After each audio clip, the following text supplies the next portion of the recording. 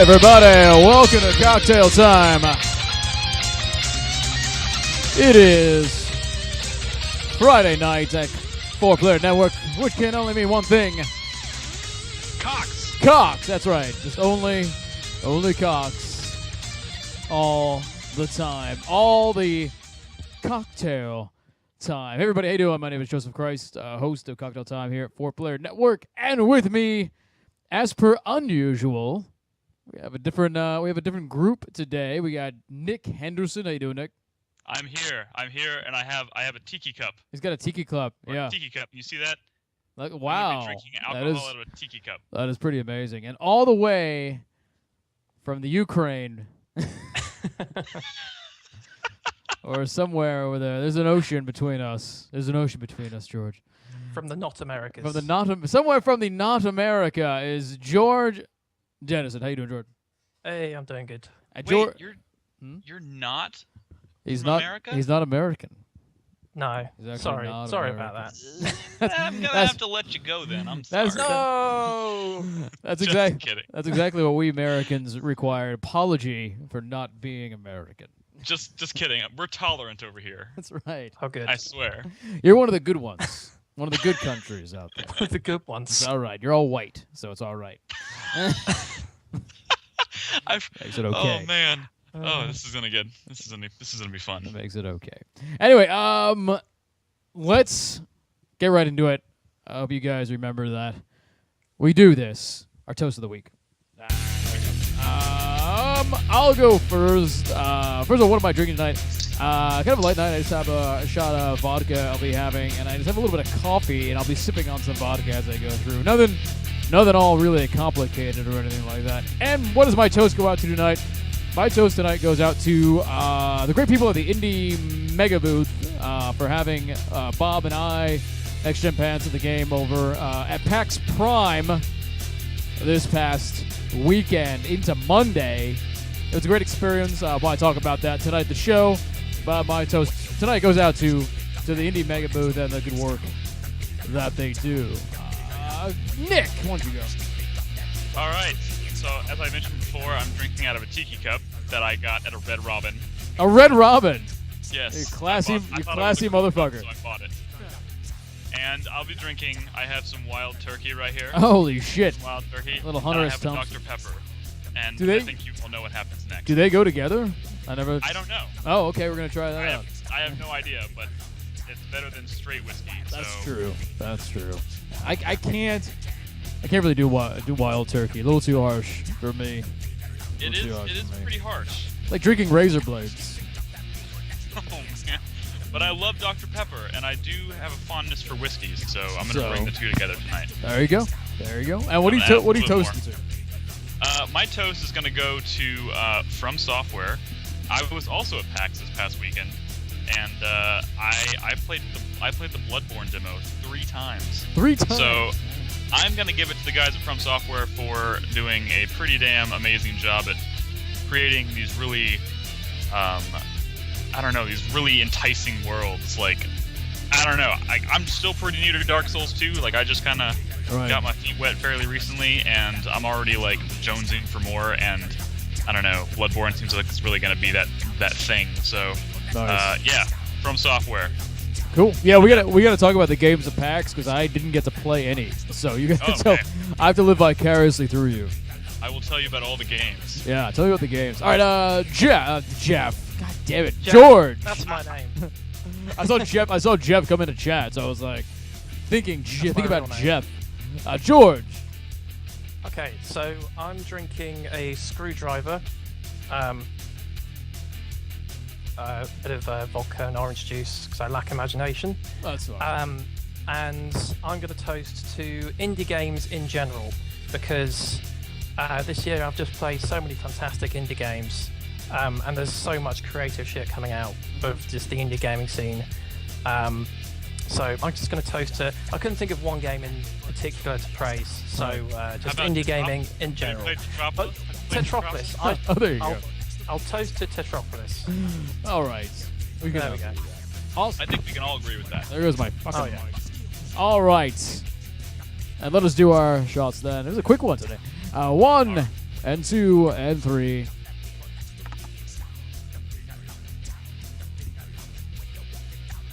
Turns out, it does go together. Does it? I can imagine. Pretty well. It's kind of a natural combination, like Jack and Coke. Yeah. But obviously a little bit different. I actually haven't had a Dr. Pepper, I think, maybe since 1987. Go to hell, sir. Go to hell. That's all I'm saying. As you know, as you well know from the traveling you've done, Dr. Pepper really isn't a popular drink outside of Texas. Yeah. It kind of kills me every time I realize that. Like the basement of the Alamo is filled with Pee Wee Herman's bike and then cases of Dr. Pepper, and that's it. Oh man, I knew there was something appealing about the Alamo, aside from its history. Yeah. So, that's actually pretty good. That's pretty good. I like it. Yeah. How's that screwdriver, George? It's very screwdrivery. Yeah. It's very refreshing. What kind of vodka are you drinking? Imperial #1 vodka, which was just the cheapest vodka they had at the supermarket. So yeah. Perfect. Does it come with like interesting. The big plastic handle? Yeah. It's not. Yeah, it's nothing fancy. Right. Bottles not made of glass, huh? No, the bottle is made of glass. They've gone that far. That's good. I'm not like I'm not like drinking out of a bucket or anything. I've got some standards. I would buy that spackle bucket of vodka. Be good stuff. All right, so let's talk about PAX. PAX was something. PAX Prime. That was fun. PAX was a lot of fun. And you know what I played?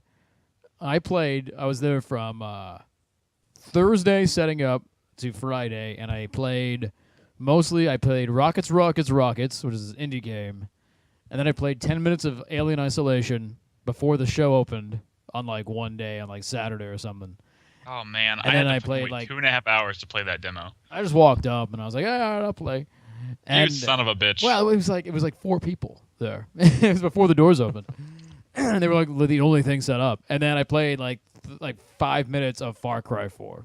And that was I didn't even get to try Far Cry 4. They were making people get into a ring and dress up like stuffed animals and fight each other. I saw that.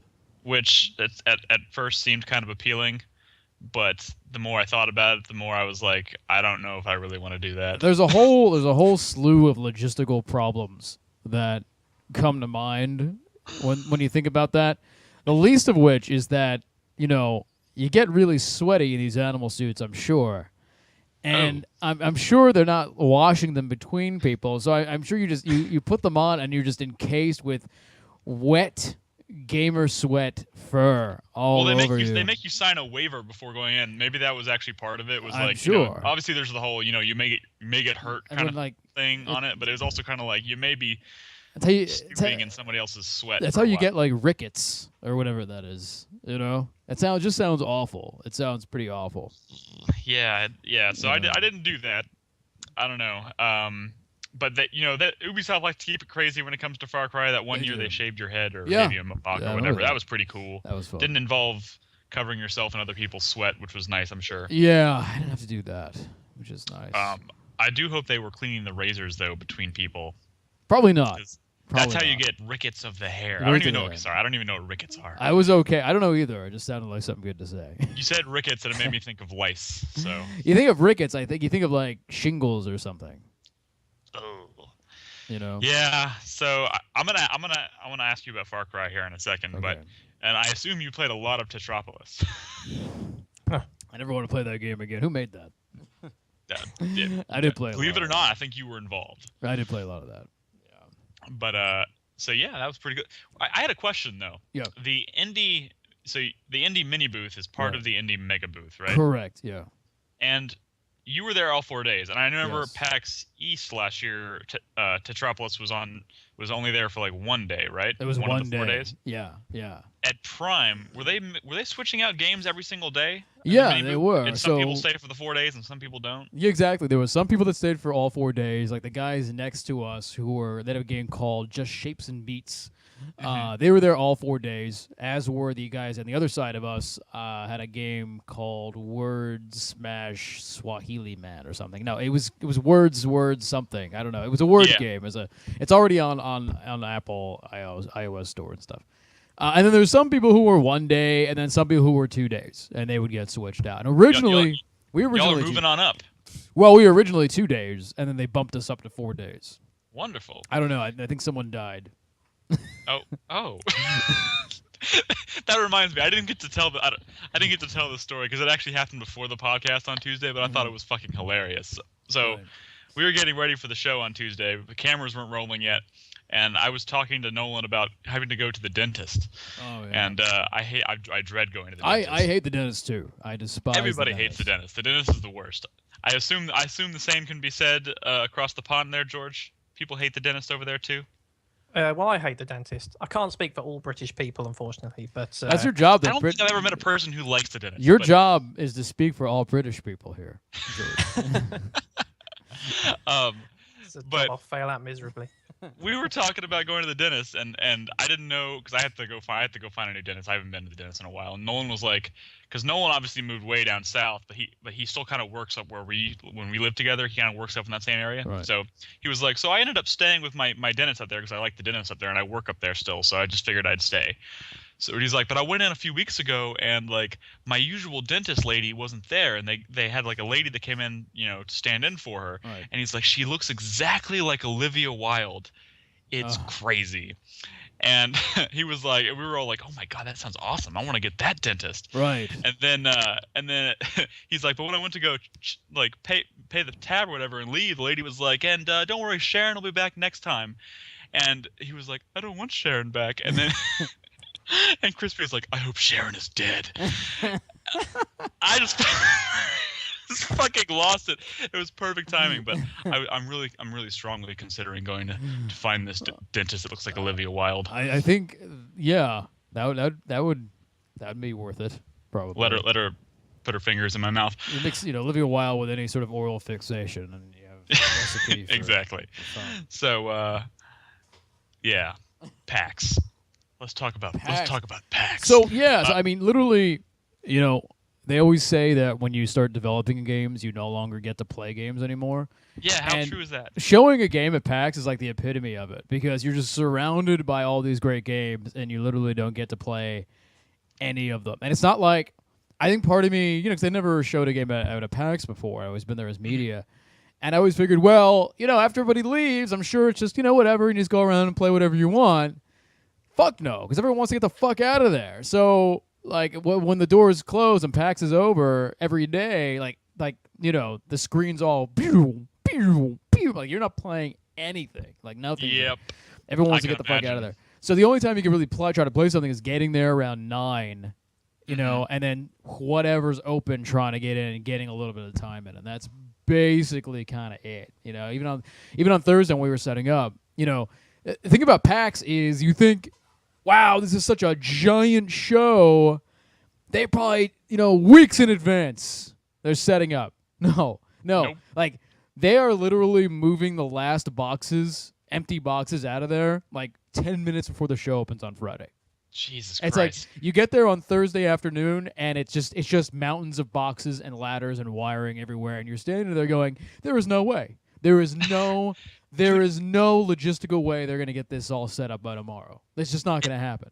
It makes me so nervous because the same thing is E3 is the same way. Like we always drive by the convention center and go get our badges whenever before going into E3, but like they're still loading stuff up and like you can kind of see behind the curtain and like shit is everywhere. You're just like, how the hell they just stay up all night? And these guys, the union guys who work for these convention centers, they really like do the grunt work, like getting all the boxes out and stuff, and they just work like animals, like all night, all day.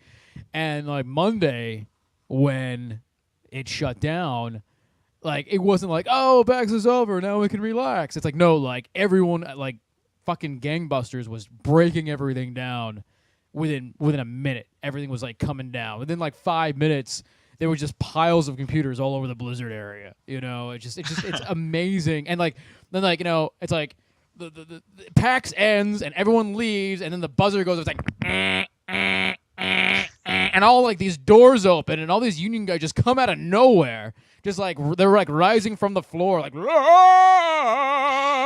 and they're just all with like all of a sudden there's like heavy machinery just boop boop everywhere, and you feel you're gonna get run over, and everything just getting torn down. Like they're like grabbing pictures of anime girls and throwing them to the floor and getting them on flatbeds and carrying them away. It's kind of amazing.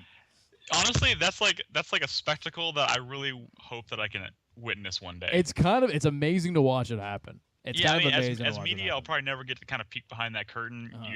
That kind of makes me sad because I would love to see how quickly that shit. I would love to see just like how quickly people go from like panic mode to like, okay, the show floor is opening in like 2 minutes. We got to put our game face on and pretend like we're not panicking. Like I would. Yeah. I just want to see that for myself one day. Yeah, it's something. It's really that's totally cool that you got to see that. Yeah, it's kind of fun. I will say this is the first time I've gone to PAX and I've known exactly where you are at all times. Yeah, which is nice. Good, easy to find me and Bob. It's I was walking around and be like I'm gonna go check on Bob and Joseph. Yeah. Well, we always know exactly where you are. Before it's like, where the fuck is everybody? Where's Brad? Yeah. Where is Joseph? We had a pretty good spot too because we were right on the corner there. Right where all the people were. Right across from the dancing girl. Right across from the dancing girl. I think she's probably still dancing somewhere. Oh yeah. So there was this Asian girl who was on the booth right across the walkway from us, and she was a hired model cosplayer, and I don't forget what the game was. It was a rhythm game, but it's that it was a game that stars that holographic pop star with the long green hair, and it's that anime thing, So I don't know. I don't know the name of it. Yeah, but people know what I'm talking about from that description probably. But so she was dressed like that, and then with the long hair. But she had to dance back, like do a little sidestep dance thing, all day, every day, from like Friday to Monday, and I don't know how she kept it up. It was pretty amazing. I don't know. She was making me tired just watching her, and I was only there for like 2 minutes, and I was like, I'm gonna go sit on my ass and play a game somewhere. Yeah, she looked great. So I was like, oh, no wonder you look great because your job is to dance all day and exercise. She doesn't have to work out ever. Does not have to work out ever. Yeah. So, Joseph, you played Far Cry 4. That's probably an overstatement. I literally got up on an elephant and crashed the elephant through the door. In the game. Like, where was the elephant? Yeah, this is how I played Far Cry 4. No, and then I shot some dudes, and then ran over some dudes, and then I shot my elephant by mistake. And I had to put it down because it attacked me. Wait, you shot an elephant and it just died? No, it attacked me because it got angry, and then I was like, well, now I got to put you down, lassie. I was like that kind of thing. But it was cool. What I played of it was neat. It was Far Cry 4. But I mean, the stuff, it's basically Far Cry 4, but with more far in it, basically. Yeah. It's more stuff. Like, it's kind of funny. It was a little bit goofy, and I'm hoping that like they keep the goofiness. Like I was riding the elephant, and I ride through, and I try to run some guy over, and I figured I'll just run him over. You don't just run the guy over. The elephant hits the guy and picks him up, and from my position, riding the elephant in first person, I just see this guy with a trunk around him, yeah, and he's going no, and the elephant is going and slamming him on the ground as I'm going, and it was great. It was really cool. It's a pretty cool. I think that was the same E3 demo, but I mean, we all liked Far Cry 3 here, right? George, did you play Far Cry? I don't even know. Yeah, I played about half of Far Cry 3. It was okay. Yeah. No, I felt like the open world stuff was really, really cool, but the central like campaign missions were kind of dull and uninspired. Like they were okay, but I think the best parts of Far Cry 3 were just exploring the world. Yeah, just like going around and collecting all that stuff. Yeah, because that was part of it. Because the story wasn't that great either, I thought. So no, and I mean, one thing Ubisoft, say what you will about Ubisoft, but one thing they've always done pretty well across all of their series is kind of taken feedback from previous games and improved upon it. Whether it's Assassin's Creed or Splinter Cell, like look what happened from Splinter Cell Conviction to Blacklist. Like it's pretty incredible. So I'm kind of optimistic that Far Cry 4. I mean, it's gonna be fun because Far Cry 3 was a hell of a lot of fun, but the story was a little weak, even though it had like a pretty interesting like villain character. Right. So maybe they'll take some notes and the story will actually be worthwhile in the next one. Yeah. Who knows?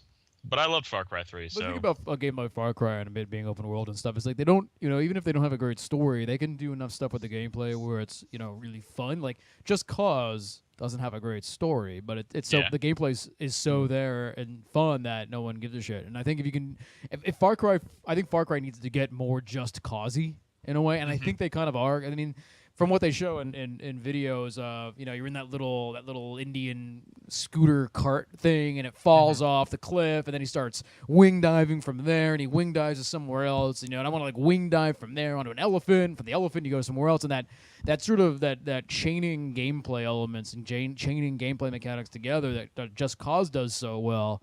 yeah. I think if they can do something like that and just make it very fun. Well, like, thing. Far Cry 3 was really good, but at the same time, it was like starting down that path, that Just Cause path. Like, it was kind of crazy at times, Right. but then they would like kind of rein in. It was still taking itself. It was still taking itself pretty seriously. Yeah, I was going to say like the Just Cause games are really like goofy and kind of stupid, but in a good way. Whereas Far Cry 3 is pretty like serious. You go off and do some crazy shit like kill some animals or like drive a car off a cliff or something in the open world bit, and then you'd have to go back to the main missions where suddenly like it gets super serious and there's people talking in your face and it's like it's like a tonal clash, isn't it? Yeah, totally. Did either of y'all? I'm pretty sure Joseph did. But did y'all play Blood Dragon? Oh, I did. I didn't. I got. Oh, man. I got tired. George. I got tired of Blood Dragon really fast.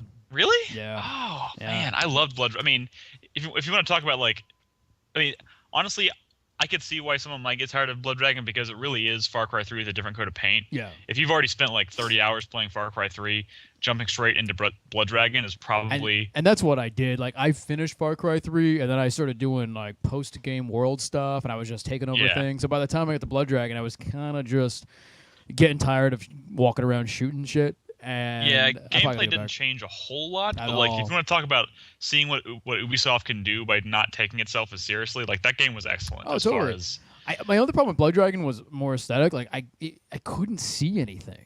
Like it was so it was pretty dark. It was so dark. I couldn't see anything, and I was like, I can't see anything. I can't play this. Yeah, it was pretty dark at times. Yeah.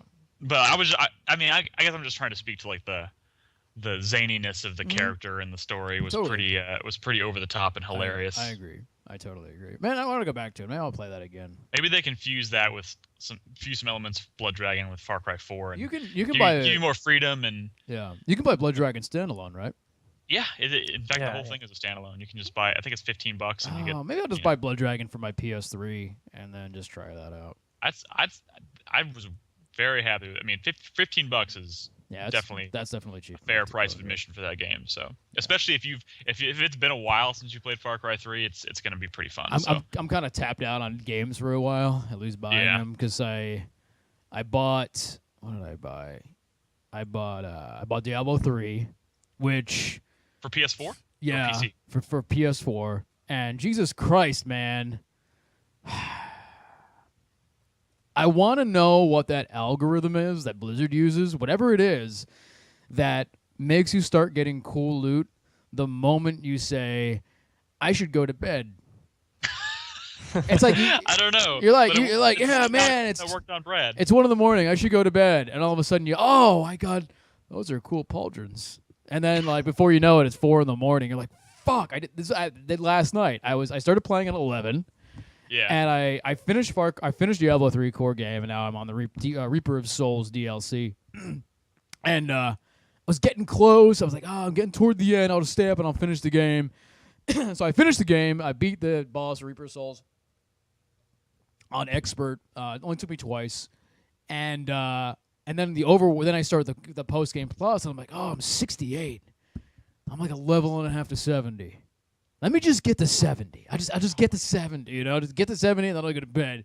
And then I get to 70 and they're like, have you seen adventure mode? This opens up when you're level 70. Here's all the stuff you can do. And I'm like, son of a bitch. And I was up till 4 a.m. last night. Like 4. Okay, so here's a question. So I've never played Diablo ever. In fact, I don't think I've really played anything quite like a Diablo game. Yeah.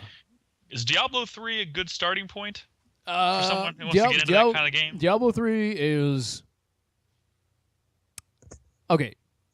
First of all, you would hate Diablo, Nick. Me? Hate. Why? Because it looks so pretty. I know it looks pretty, but the moment you open a menu and there's lots of numbers on it, you turn off. Well, I mean, yeah, I guess you're right. And Diablo, half the game, literally, especially post, like, so, you know when they say, like, the real game starts when you hit 70? I hit 70 and I'll post 70, and they're not fucking kidding. Because now, like, I'm doing all this cool adventure shit, and now rifts finally open up, and now there's all this other stuff I'm doing. I'm getting these things called blood shards, or I can go to merchants and I buy shit. I don't know what I'm buying, but it's a mystery. But I do these other things, get more blood shards, I get legendary equipment, and all this stuff. Like, all this shit opens up when you finish everything and hit level 70. And you literally spend, like almost half your time in menus, looking at stats. So what you're saying stuff. is maybe I shouldn't spend $60 no, on this game. No, I think you trying should. it first. I think you should buy it because believe me, I know. Like when you watch it, and it's like I took some video last night. My fucking character is ridiculous. I'm fucking ridiculous. I'm running around, and it's a demon hunter, and it's like I'm just like. I already have this thing that like shoots and then it chains all the animals together, and then the chain is electrified and it's slowing them down and doing electrical damage. And then I switched to like my dual shot heavy fire crossbow shit. I'm just going and it shoots missiles at the same time. And then if I want to hit something, I become like this super person that becomes purple, and now I'm shooting off double damage and things are exploding and animals are flying all over the place, and it's fucking ridiculous. My crits are doing 1,000,000 damage sometimes. Wait, what? Yes, I'm doing criticals with 1,000,000 damage every once in a while. Like my criticals are normally between 300,000 to 600,000, but sometimes I'll pull a critical off that's like 1,000,000 damage on a creature. It's fucking ridiculous, and it's like, and I'm level 70, but now I'm doing Paragon levels. Paragon levels is every time once you hit level 70, you become 70 and then 1, and then 70 and 2, and 70 and 3, and 70 and 4, and every time you reach another Paragon level, you get another skill point that goes into an entirely different skill tree that doesn't open up until you're level 70. What? Okay, so that's okay. Yeah. So now I'm like putting a point in like. A point in dexterity, which gives me an extra 0.5% damage. But I have like 4 different categories, and there's 5 or 6 different categories under those categories I can put these extra points into. Yeah, okay, it might be a little too number heavy for me. Yeah, I don't think you'd like it. Yeah, Maybe I'll that's just what watch Crispy play it or something. But that's what puts me off the Diablo kind of experience. Any game that's more numbers than not numbers. That's what drove me away from Borderlands. It's probably like I pretty much resign myself to the fact that I'm not gonna get into Diablo. I don't think. Right, and and the core game itself, I'm playing on whatever's the level up from expert, and after I forget what am I on. There's like expert, there's like easy, there's normal, there's expert, there's master, Fucking expert. There's master, and then there's a level called torment. And then after Torment, there's levels Torment 1 through 6 in difficulty. What the fuck? Where do people even find the time to So build a game like that? Okay, so it's normal. It's easy, normal, Torment 1, 2, 3, 4, 5. There's 11 difficulty levels in Diablo 3. That's insanity. That's insanity, and I think I'm just gonna not do that to myself. But it's all about going in, and like I haven't even done any co-op yet. Well, okay, so I can kind of more understand why people who talk about like Diablo talk about it like an addiction. Yeah. Like, people who play like one game and that's all they play. Well, the thing is it's also, I mean, you start doing all this damage, right? And the game, like the core game of actually killing shit is fairly simple, like where I'm at right now. I'm sure later Torment levels it's even harder, but like for the most part I'm not really having that much difficulty, but they changed up Diablo 3 in the in the console release to make it much more arcadey. So you're killing swaths of demons, and every time you kill 10 or 15 or 20, I forget what it is, you get an orb that pops out. You get the orb, and now you do double damage, and double damage is area damage. And if you keep on killing dudes, more orbs pop out, and you have to and they stack. So the point is that you keep on stacking all of these bonuses to keep doing as much damage as you possibly can. And like I said, like there's all these effects and there's fire raining down from the sky and these things like the enemies are blowing up and it's enormously satisfying. It's enormously satisfying just to be doing this stuff. Even when did you pick up the console version? Like when did you start playing? Because you've already cleared level 70. It sounds like you've been playing for a while. I'm on 70 with my 7th Paragon level. When did I pick it up? I picked it up. Let's see. It was before PAX, and what I was playing it at night. Like it was when we were in crunch time getting the game ready. Wait. You picked it up.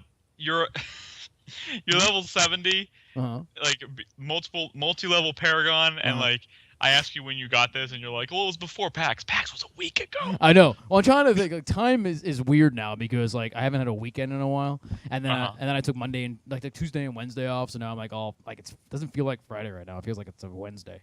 But I don't remember when I actually bought it. I guess I can look on my PSN. But I got it, and it was the perfect game for after work because I was working like 14 hours a day, 12 to 14 hours a day on the game. On the Tetropolis, and then I was like, all I had the energy to do was like lay back and like blow shit up in Diablo 3. And I would play, I'd start at 11 and I go to bed at like 1 or 2, so 2 or 3 hours every night. And then sometimes you do like your 6-hour marathons that just go by like nothing, you know what I mean? So Zetsume is doing 55 million crits with his tier 1 bar. Yeah, it gets crazy. It gets crazy. So I'm just getting to the point where I'm breaking a million.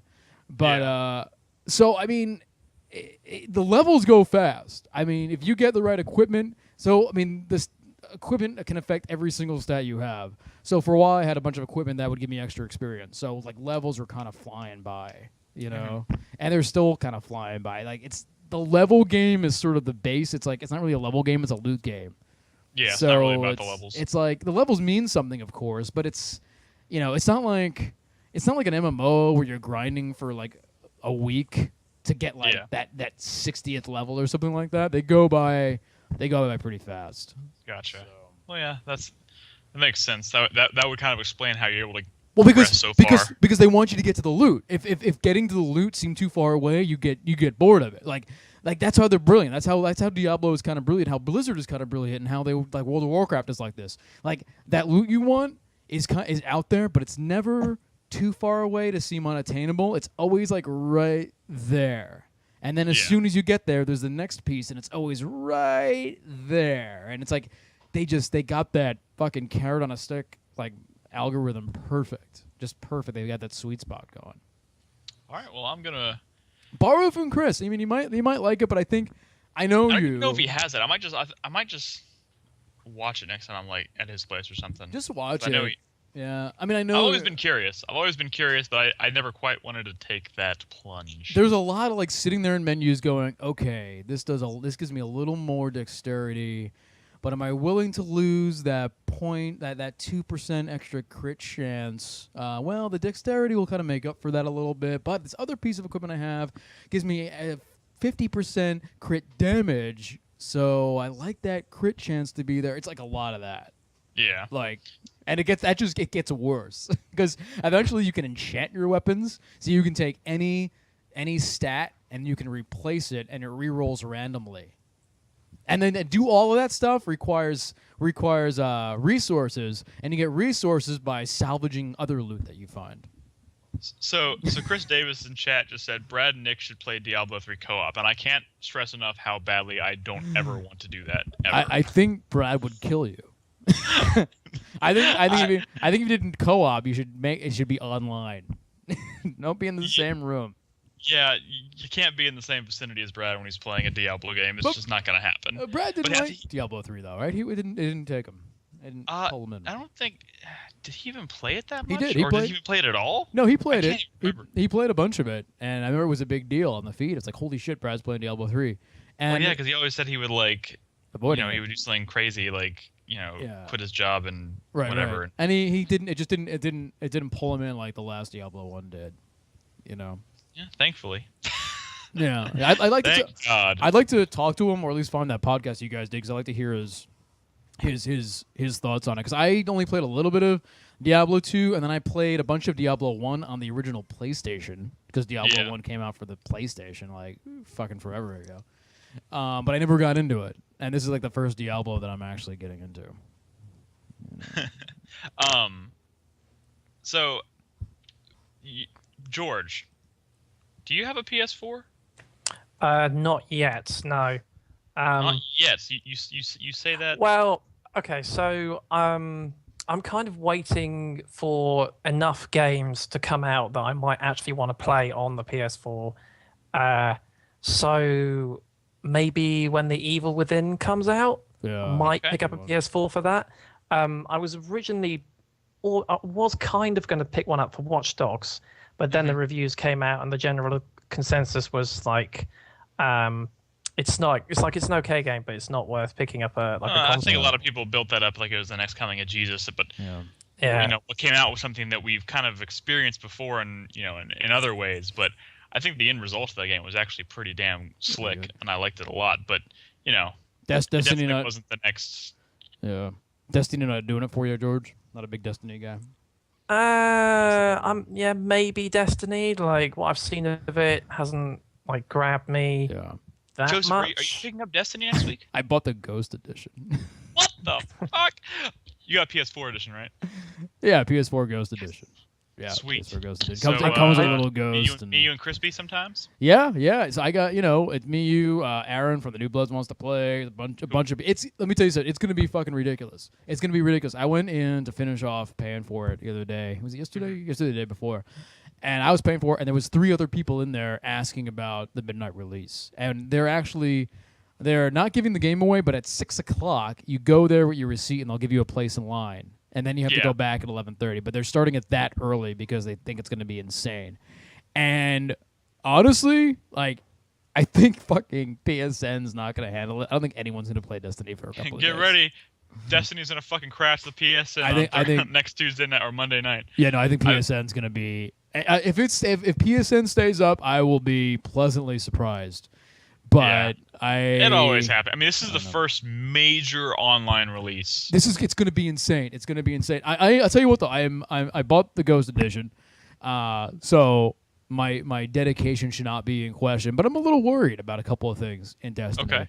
And what are you worried about? Right. You and I played the beta. yeah, my big worry is how big is this game actually? Oh yeah. Because every bit of media and marketing and everything I've seen in the game ever shows the same 3 things or 4 it things. makes it look like there's gonna be like 3 planets. I think there's like 3 planets with like 3 areas, and that's gonna be it. I'm I'm worried about. that's gonna be the biggest point of contention for this game. I'm really worried about replayability, and I'm really worried that these areas are. And then the areas are. I mean, we played the beta, and the areas are pretty big, but I think people are expecting like MMO size shit, and I don't think they're gonna get that at all. I mean, you look at screenshots of Destiny. It's like, wow, like look at all that cool shit back there, and most of that shit is matte paintings, and you don't get there. Like that's not accessible. Yeah. And we know that there's the Earth, we know there's the Moon, we know there's Mars, we know there's Venus. Okay, there's 4 planets they've been talking about, and I think that's kind of it. And I think each planet is kind of the size of the beta. And I think people are expecting a lot more than that. I think people are expecting like World of Warcraft-sized worlds, and they're not going to get it. They're not. People were really freaked out when they said that because you go to Earth in the demo and you're playing that like Russian level, right? And then like at some point I think somebody at Bungie said that the Russian level that you see in the demo is the Earth level. There's no other set. You don't go to any other places on Earth. And people were like, wait, what? Yeah, no, I think that's right. I think that's it. That's the Earth level. And I think every other world, the levels are that, like, that's it. Like, that's, I think people, like, looked out and they saw this big expanse and they were like, oh, this is the beta, but in the full game, we're going to go out there and do that shit. And I think that's it. And I mean, it seems pretty big, but I think people are going to be disappointed. I think people are going to want more than that. And I might want a little. I was kind of expecting a lot of fun, but there's from the very beginning, since I first started playing the beta, and despite the fact that I love the beta, I had a hell of a time with it, and I think I'm going to have plenty of fun with the actual game. But like, there was just something kind of just like I was like there's something about this game. Like, it's going to come out, and it's going to be a very impressive like start to a new IP for Bungie. But it's also probably going to be like I'm predicting like scores are going to be like 7s and 8s, not 9s and 10s. And say what you will about scores, that they're not that important, I guess. But like, I think. I don't know. They're gonna fly them out to Hawaii to review the game. That'll affect the score. Flying. Oh God. I think you might see 8s or 9s. I mean, there's some people for whom Bungie can do no wrong. I mean, like the Halo games got consistently high reviews, even when it was like Halo 4. And it wasn't really doing anything radically new. So yeah, I mean, they make solid games. There's no doubting that. Like super solid. Like the combat in Destiny, so much fun. I love it. No, like I said, I think the combat holds up like crazy. It's really, really good. It's really, really tight. And the social component, like I had, like when me, you, and Crispy played that one night, I had a fucking blast. I think that's tons of fun. I played with Zach and Chai Tai too. And it's cool how you can kind of go between different groups of friends seamlessly, and you can still feel like you're contributing to your game, but at the same time, you don't have to feel like, okay, now I'm going to play single player, now I'm going to play multiplayer, and never the two shall meet kind of thing. Yeah. Like that's really cool. So this is what I don't completely understand about Destiny. From what everyone's been saying about it, I still don't fully understand whether it's a single-player experience or a multiplayer experience, or a single-player experience with multiplayer bits in it that you can go in and out of. Actually, think about it this way, George. It's sort of like Journey. It actually is a lot like Journey. So the way the multiplayer works is like Journey. So you'll be in a single-player game, and I'll just be running through, and all of a sudden, like some guy will go by on a fucking speeder. And maybe I'll follow him or help him out with some stuff. And I think the game has certain algorithms that if your friends are on, it starts to slowly kind of group you together a little bit. So like one time I was like killing shit, and all of a sudden, the creature I was fighting just kind of blew up in front of me. And it was this guy Aaron, my friend Aaron, that I kind of know, and he like the game. I think the game kind of groups people on the friends list together, but in a very natural, seamless sort of way. So it's like that. And then there's the multiplayer versus component, and that's like a whole different. Like you go up in your spaceship into space and you go back down. So it's like a menu system, pretty much. It's not like so you fly to you go to the world map, and there's a separate section you fly to, and that's where you have like the competitive like Halo type multiplayer experience. Right. And it's pretty cool. And I'll tell you, there's two different types of that. There's one type which is everyone is just sort of evened out. You know what I mean? And there's another multiplayer type that is kind of cool in that. You can bring the weapons you find out in the world, your loot weapons, into the multiplayer game, which I kind of like, because then it's like, if I want to do well multiplayer, it's like, I'm going to fucking find some cool guns and grind some guns and stuff, and then bring them to multiplayer, try to do cool things. Brad had a good thing about that, though, is that everyone's just going to find the shit that works and just grind for that, and that's going to be their multiplayer setup. But maybe they'll fix that. Yeah, but I'd be curious to see what it's like to play Destiny, but to turn off your internet connection and just play it single player wise. Because it's funny. Like Borderlands is a game that's it shares some qualities with Destiny, and that it's kind of touted as a single player game that you can play cooperatively. But like I've played the entirety of Borderlands 1 by myself. Yeah. Never played co-op. Yeah. And I ended up really enjoying that experience, even though in retrospect, maybe not the most exciting shooter experience. But like, I don't know. I'm just curious. Like one day, I think maybe after I finish the campaign, or I'm kind of gotten through most of my experience with Destiny, I think I'm just gonna turn off my network connection and just play Destiny for a while. You see what it's can't. like. It'll knock you out of the game. You can't. Really? Yeah, you can't play it like that. Fuck. That kind of sucks. Even if you're just playing alone, because it's constantly streaming stuff off the servers, because other things that people are doing interact with each other. So man, that kind of sucks. You can't do that. Well, I mean, I can see why they did that, but I love Destiny. I mean, I'm playing it for the game, the micro gameplay stuff. I think is great. Just getting headshots on things feels so good, and it's so fucking easy that it always like is very rewarding in a way.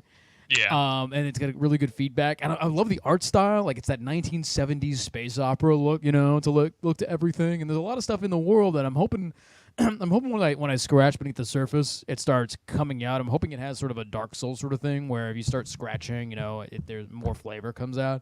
Yeah, I have a feeling, and here, like, the thing is, like, they've already signed like a 10-year contract with Activision for this franchise, and like obviously what we're gonna get with this first game is probably gonna be like,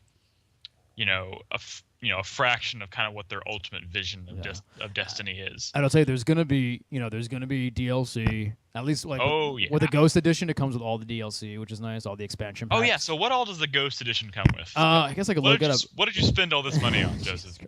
So the game, which coming in a edition like that, having the game come with it is actually a novelty now. You get all the expansion packs and DLC, pretty much. Maybe not the DLC, but all the expansion packs you get. You get some in-game weapons, in-game armor. You get a replica of the little ghost robot that's motion censored and lights up and talks to you. Oh. Yeah. Interesting. Is it voiced by Tyrion Lannister? Probably. Good. And it slaps you if you're acting like a little bitch. Oh man. You get I think like a cloth map of the universe. Of the universe.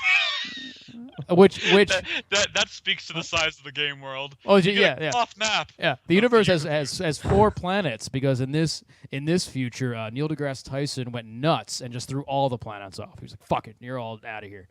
And then it comes with a hardcover book that is sort of like the weapons and armor of Destiny, but it's all like kind of like it's handwritten and stuff. Yeah. And then I think you get some patches and like some stickers and a Destiny condom. I don't know. Wait, whoa. Is that real? No, it's not. Or did you just real. make that up? I made that one up. Damn it. But it's a big box of stuff. I was gonna go out and pre-order tonight if it came with a Destiny condom. That'd be nice. Is there like a pre-poked hole in it because this is your Destiny? Oh. Yeah. I'm so sorry. Joseph, Yeah. do you have a one of those that wizard came from the moon T-shirts that they were I producing? don't. I was thinking of getting one and I totally forgot about it. And then they discontinued it. They've taken that line out of the final game, I heard. They did, yeah. So I played when I played the alpha and it was in there, and then when the beta happened, the line was out. They took the line out. Yeah, I mean, that's kind of a shame. Like something like that, even if like the initial reaction is like super negative because oh my god, that was a terrible line. Like it took off and became a meme to the point where it's like now people are embracing it because it's silly, it's funny, well, it adds character. People like it, they're quoting it. Why not just leave it in? I don't know. It's like Destiny is pretty fucking campy. Like it's pretty campy. It's if you start to look at Destiny seriously, the writing starts getting really bad. Yeah. It's campy, and I hope it's on purpose because it's really fucking campy. And they need to. I wish they would embrace the camp. That's already in there. Yeah, I mean, honestly, who knows? Like, I, even after playing the beta, I still don't really have an idea of like how, like what kind of story or what kind of tone they were trying to set for this game. It's kind of all over the place, isn't it? It is, because at some points it takes itself really seriously, and then other times it's kind of laughable and silly. And it's Tyrone Lannister. It's like he doesn't have a serious voice. Like, Yeah, like, it's just. And not to mention, nobody can hear that voice without picturing Tyrion Lannister. I know. There was this great. I was on NeoGAF and it was about the whole. It was when the alpha happened and everyone was like freaking out because the voice acting was so bad, and which it was. And it kind of still is, but they added some stuff to it to try to make it better. And someone posted, let's hire Peter Dinklage and have him act and has him voice act as a robot. And the GIF was a little kid just throwing money out a window. Oh man. Funny. It is really weird though. Like Peter Dinklage, he's got such a fantastic emotional range. If you watch Game of Thrones, I and know. then he hired him to do a robot. But like, yeah, and voice acting is so different than acting. It's just a whole different skill set. I actually just watched on Saturday. Was it Saturday or Monday? No, Tuesday. What fucking day is it? On Tuesday, I watched. I Know That Voice, which is the documentary on voice actors that John DiMaggio did. Yeah. And it's like all the voice actors for Animaniacs and SpongeBob and a bunch of guys. And Nolan North is in there and a lot of video game people and stuff. And it's just kind of funny. It's good. It's a good. If anybody wants to watch it, it's pretty good. It's pretty good. I'll check it out. It's really interesting because like you said, voice acting is very different. That's from the acting. one Reborn. That's exactly the one. Like being a good actor does not guarantee being a good voice actor. Like, like there's, they just recently announced the some of the lead voice talent for The Evil Within, which has me really excited because it's two actors that I really love watching on screen. Like, it's Anson Mount, who's the star of Hell on Wheels, which is a show I'm watching right now, and he's excellent in that show. And he's doing the protagonist in Evil Within, and then obviously Jennifer Carpenter, which I'm very excited about because she played Dexter's sister on Dexter, and I fucking loved her in that show. But like, I got really excited seeing those names, but then I was like, there's no guarantee that like you put them in a studio that their acting talent is going to be. Yeah, it's totally different. It's a lot easier to act when you're like on a set in costume and all that stuff than if you're just in a chair with a light on you and a microphone. It's and you know what? I love that the industry is trying to get out there and get, people, Hollywood involved, and maybe one day it'll really become just like a totally regular thing, and everybody's kind of doing both, and it'll just become more natural. And I have a tremendous amount of respect for, like, I love the fact that both of these actors went into the studio and decided to do a game. That's totally cool. I'm nervous. I hope they do a good job because I really love both as actors. I don't want to like hear it and be like, oh, cringe. But I probably will. Another thing is that it's not just voice acting; it's voice directing as well. A classic example of that is Bethesda games like Fallout 3, New Vegas, Oblivion. Oblivion had Patrick Stewart in it, didn't it? For like 30 seconds. Oh, yeah, he was in Oblivion. Right at the beginning. King. Yeah, but and like New Vegas had Matthew Perry from Friends, Matt Perry, and like I don't think either of those performances were particularly great, but know that they're actors who can act. So I think it's a question of like actually the voice actors being given something to work with and like a direction to go in, as much as it is there. Patrick Stewart for Castlevania: Lords of Shadow, which say about that game, but like he did a pretty good job like narrating that game. Yeah, voice acting's pretty good in that game. He was probably one of the most memorable parts of that game. So yeah, you're right. Voice direction is pretty damn important. So, maybe voice direction is sometimes more to blame than the actual talent of the people providing the voices. Maybe. Yeah, so a little bit of both. I mean, let me just say this: if Jennifer Carpenter blows it, like, and she just ruins The Evil Within, I'm totally gonna blame it on the director. That's just because she can't do it wrong in my eyes. So I bought Destiny and I bought the Ghost Edition, which is like the most expensive one I could possibly get, and then I bought Minecraft for the PS4 last night. What the fuck, Joseph? Because I don't know. I have it for the PC, I have it for the 360, and I have it for the PS4. And like everyone wonders, like, I can't believe Minecraft is still #1. It's because of people like me, and it's because the game is kind of timeless. And every time there's a new console or a new anything, they're gonna put Minecraft on it, and people are gonna buy it. That's just what's gonna happen. That's what's going to happen. Yep, that is true. That is very true. It's Minecraft. It looks like Minecraft. It says, hey, Minecraft. For the most part, it actually has a couple of different things. There's a couple of animations that are a little bit different. And it's got the one thing that was different about it that I found the most noticeable, and I haven't played the PC version of Minecraft for a really long time. I've been playing the 360 version. But it has all this new music. And I don't know if that's new for the PS4, but it has some like really nice new music. Yeah. And I don't know if anybody can let me know if this is all new music. That'd be cool because I'm really digging it. Really digging the new music.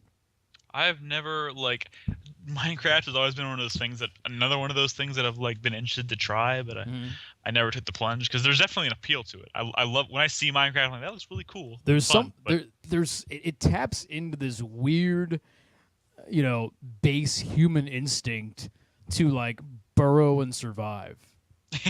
There's something very base about that, and that we've had. It taps into that primordial goo that's still in the base of our brains from when we were cavemen and women, and you just sort of revert back to that. Oh, must dig for safety, and there's just something very nice about it. It's everything from that to the aesthetic and the feedback of just breaking blocks and just doing it. It's very meditative. It's just. How much does it cost on the PS4? $20.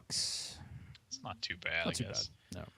There's also the fact that Minecraft has its own culture, which is kind of weird. Like, I swear 50% of the videos on YouTube are Minecraft videos. Let me tell But you. you can't load up the YouTube homepage without like half the videos being Let me tell you something. someone doing something crazy in Minecraft. We recreated the Teenage Mutant Ninja Turtles or whatever. When we were we recreated Star Wars in Minecraft. I recreated that one Britney Spears music video in Minecraft. Exactly, yeah. It's like 2 bajillion views, and it's like, Jesus, Well, Minecraft's taken off. When we were getting ready for PAX, we were doing our whole media thing. We got a media list, a big long media list that we could contact to have people, come by, and Bob had to go through the whole thing, and there was like 300 names on it or something like that. And you go through and you sort of separate the wheat from the chaff, And we took care of all the big sites first, and then we get down to other stuff, and then you get to the YouTubers, and literally like 3/4 of the YouTubers that had media badges for PAX was just all Minecraft. What? Like all they do is Minecraft. And they're basically like, let's be honest, they're not going there as media. They're going there as media, but just to get a free badge, But it was so much fucking Minecraft. It was unbelievable. Unbelievable. Okay, so that reminds me. I was going to ask you this, Joseph. Now that you guys had a chance to peruse a media list on the other side, obviously we've been on the side where we apply for a badge, we get people, and then we get emails from certain companies and whatnot. And we've always we weren't sure how that's, how companies usually treat that kind of thing. Mm-hmm. Are phone numbers listed on this list that y'all get? I don't know. Bob has a list. I never actually saw the list. So Okay, well, let me show you this real quick. I got a text message while I was still in Seattle from a number that I do not recognize, and I will not show it. But I got this on my phone. Can you see that? Is that Jack Nicholson? That's Jack Nicholson. Right. Are you sure it's not Carlos texting you? That I assumed that was Carlos. So my actual response was, Carlos? And then he never responded. Right. And then today, I got another text message, and it said, hi. And I said, who is this? And he sent me this. It's a picture, I don't know, it's a drawing of a man bent over, ready to take it or something. I don't know what that is. That has to be Carlos. It has to be Carlos, because Carlos texts me hi. And then I said, who is this? And he said, Camdrome, Flesh Reborn. And what? I was like, if Camdrome was at PAX and he got a media list, there is the slightest chance that he actually has media phone numbers and he is texting weird shit to media people. So, a couple of things here. First of all, I'm pretty positive that if you give your phone number, it ends up on that list, because I still get cold calls from PR about, we want to tell you about our new phone game or something from like New York and all the places. I get those. So I'm sure if you give your phone number, it's on a list somewhere. And then you have to remember that we have a very special connection to Camdrome. That's the only reason why I was like, maybe that's not Carlos. Because when Camdrome happened last year, we were on the case, and we were cracking that case, and Camdrome noticed. So, and Camdrome tweeted at Chris a few weeks ago. Yeah, that was so weird. Camdrome tweeted at Chris, tweeted at me, tweeted at the 4Player Podcast Twitter account. Yeah. And then, while I was walking around the Indie Mega booth, I was looking. I was like, Camdrome's got to be here, right? There's no reason why he would be dormant for a year and then start tweeting a day before PAX. Right.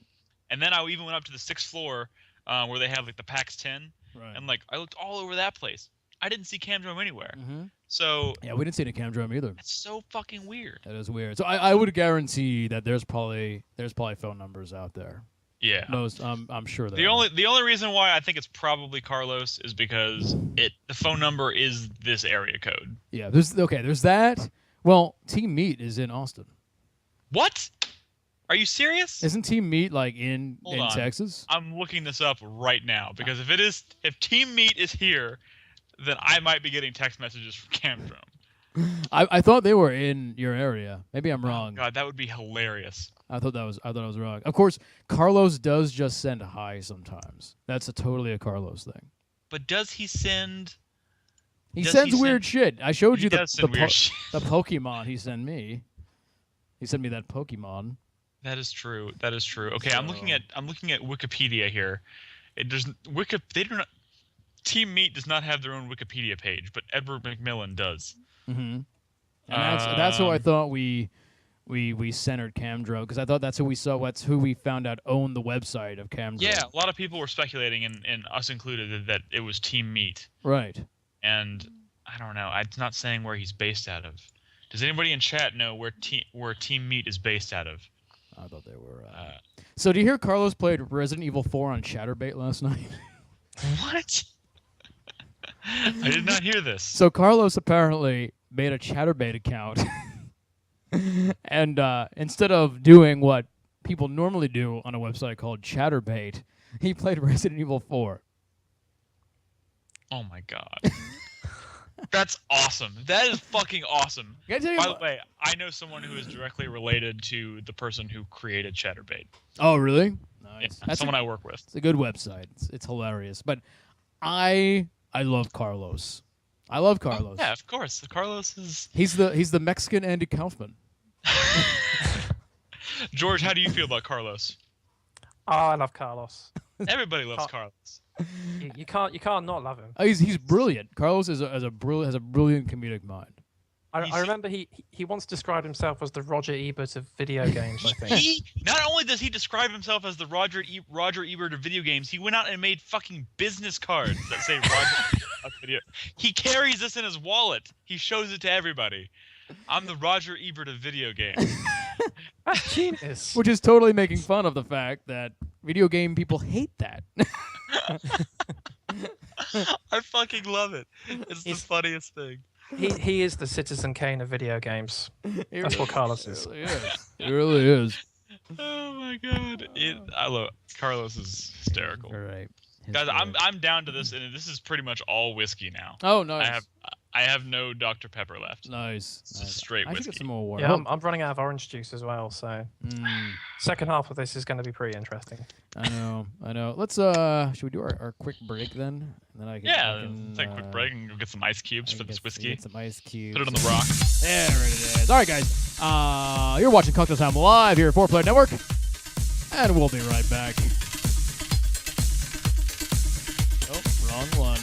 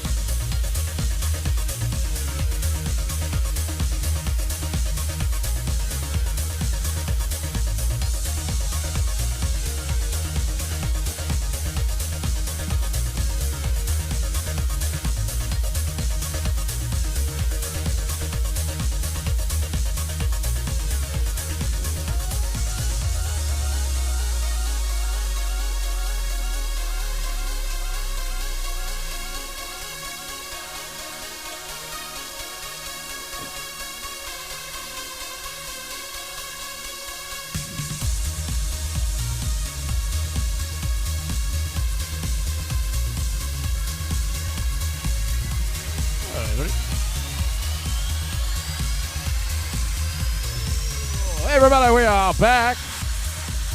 You're watching Cocktail Time Live here at 4playernetwork.com. Want to thank everybody for coming out here and watching us live tonight. I know it's been a few weeks, 2 or 3. We've been pretty busy over here. I want to thank everybody for watching us live, especially our subscribers, people like Biopower, people like Reborn Revolution, people like Victus, Unis, people like Chai Tai, Big Bass, Scavenger, Junk, Superman Punch, I want to thank you all, you subscribers especially, but everyone who watches us tonight, watching us live. People like Dante and Ghoul and Xeon, Megs the 2 Master. Man.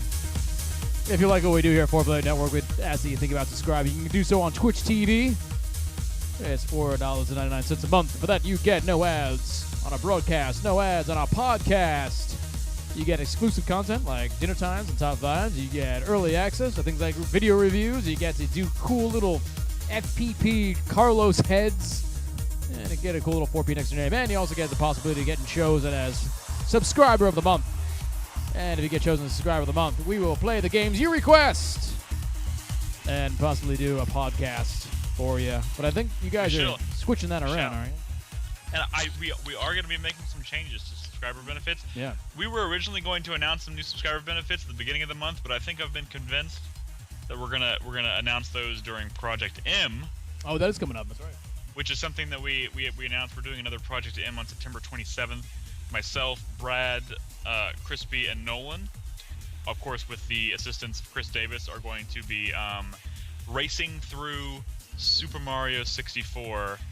Kind of in the same fashion as we did Legend of Zelda Ocarina of Time about 6 years ago, so that should be fun. So we're going to use that as kind of a launching point for several things, including a few new subscriber benefits that we think you guys will enjoy. But appreciate the plug there, Joseph. You're welcome. Project M is going to be fun. Oh god, it's going to be fun for the first 3 hours. How long do you think? It's going to be hell. How long do you think it's going to take, the whole thing?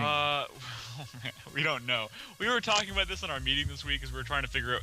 So we're going to be making an announcement soon, kind of laying out like the ground rules for leading up to the event and things that we're going to be doing a few things during the event too, which should be kind of fun. But we were kind of deciding like, can we practice? Can we not practice? And like at that moment we realized nobody here has played Super Mario 64 in probably a decade. Yeah, and forever.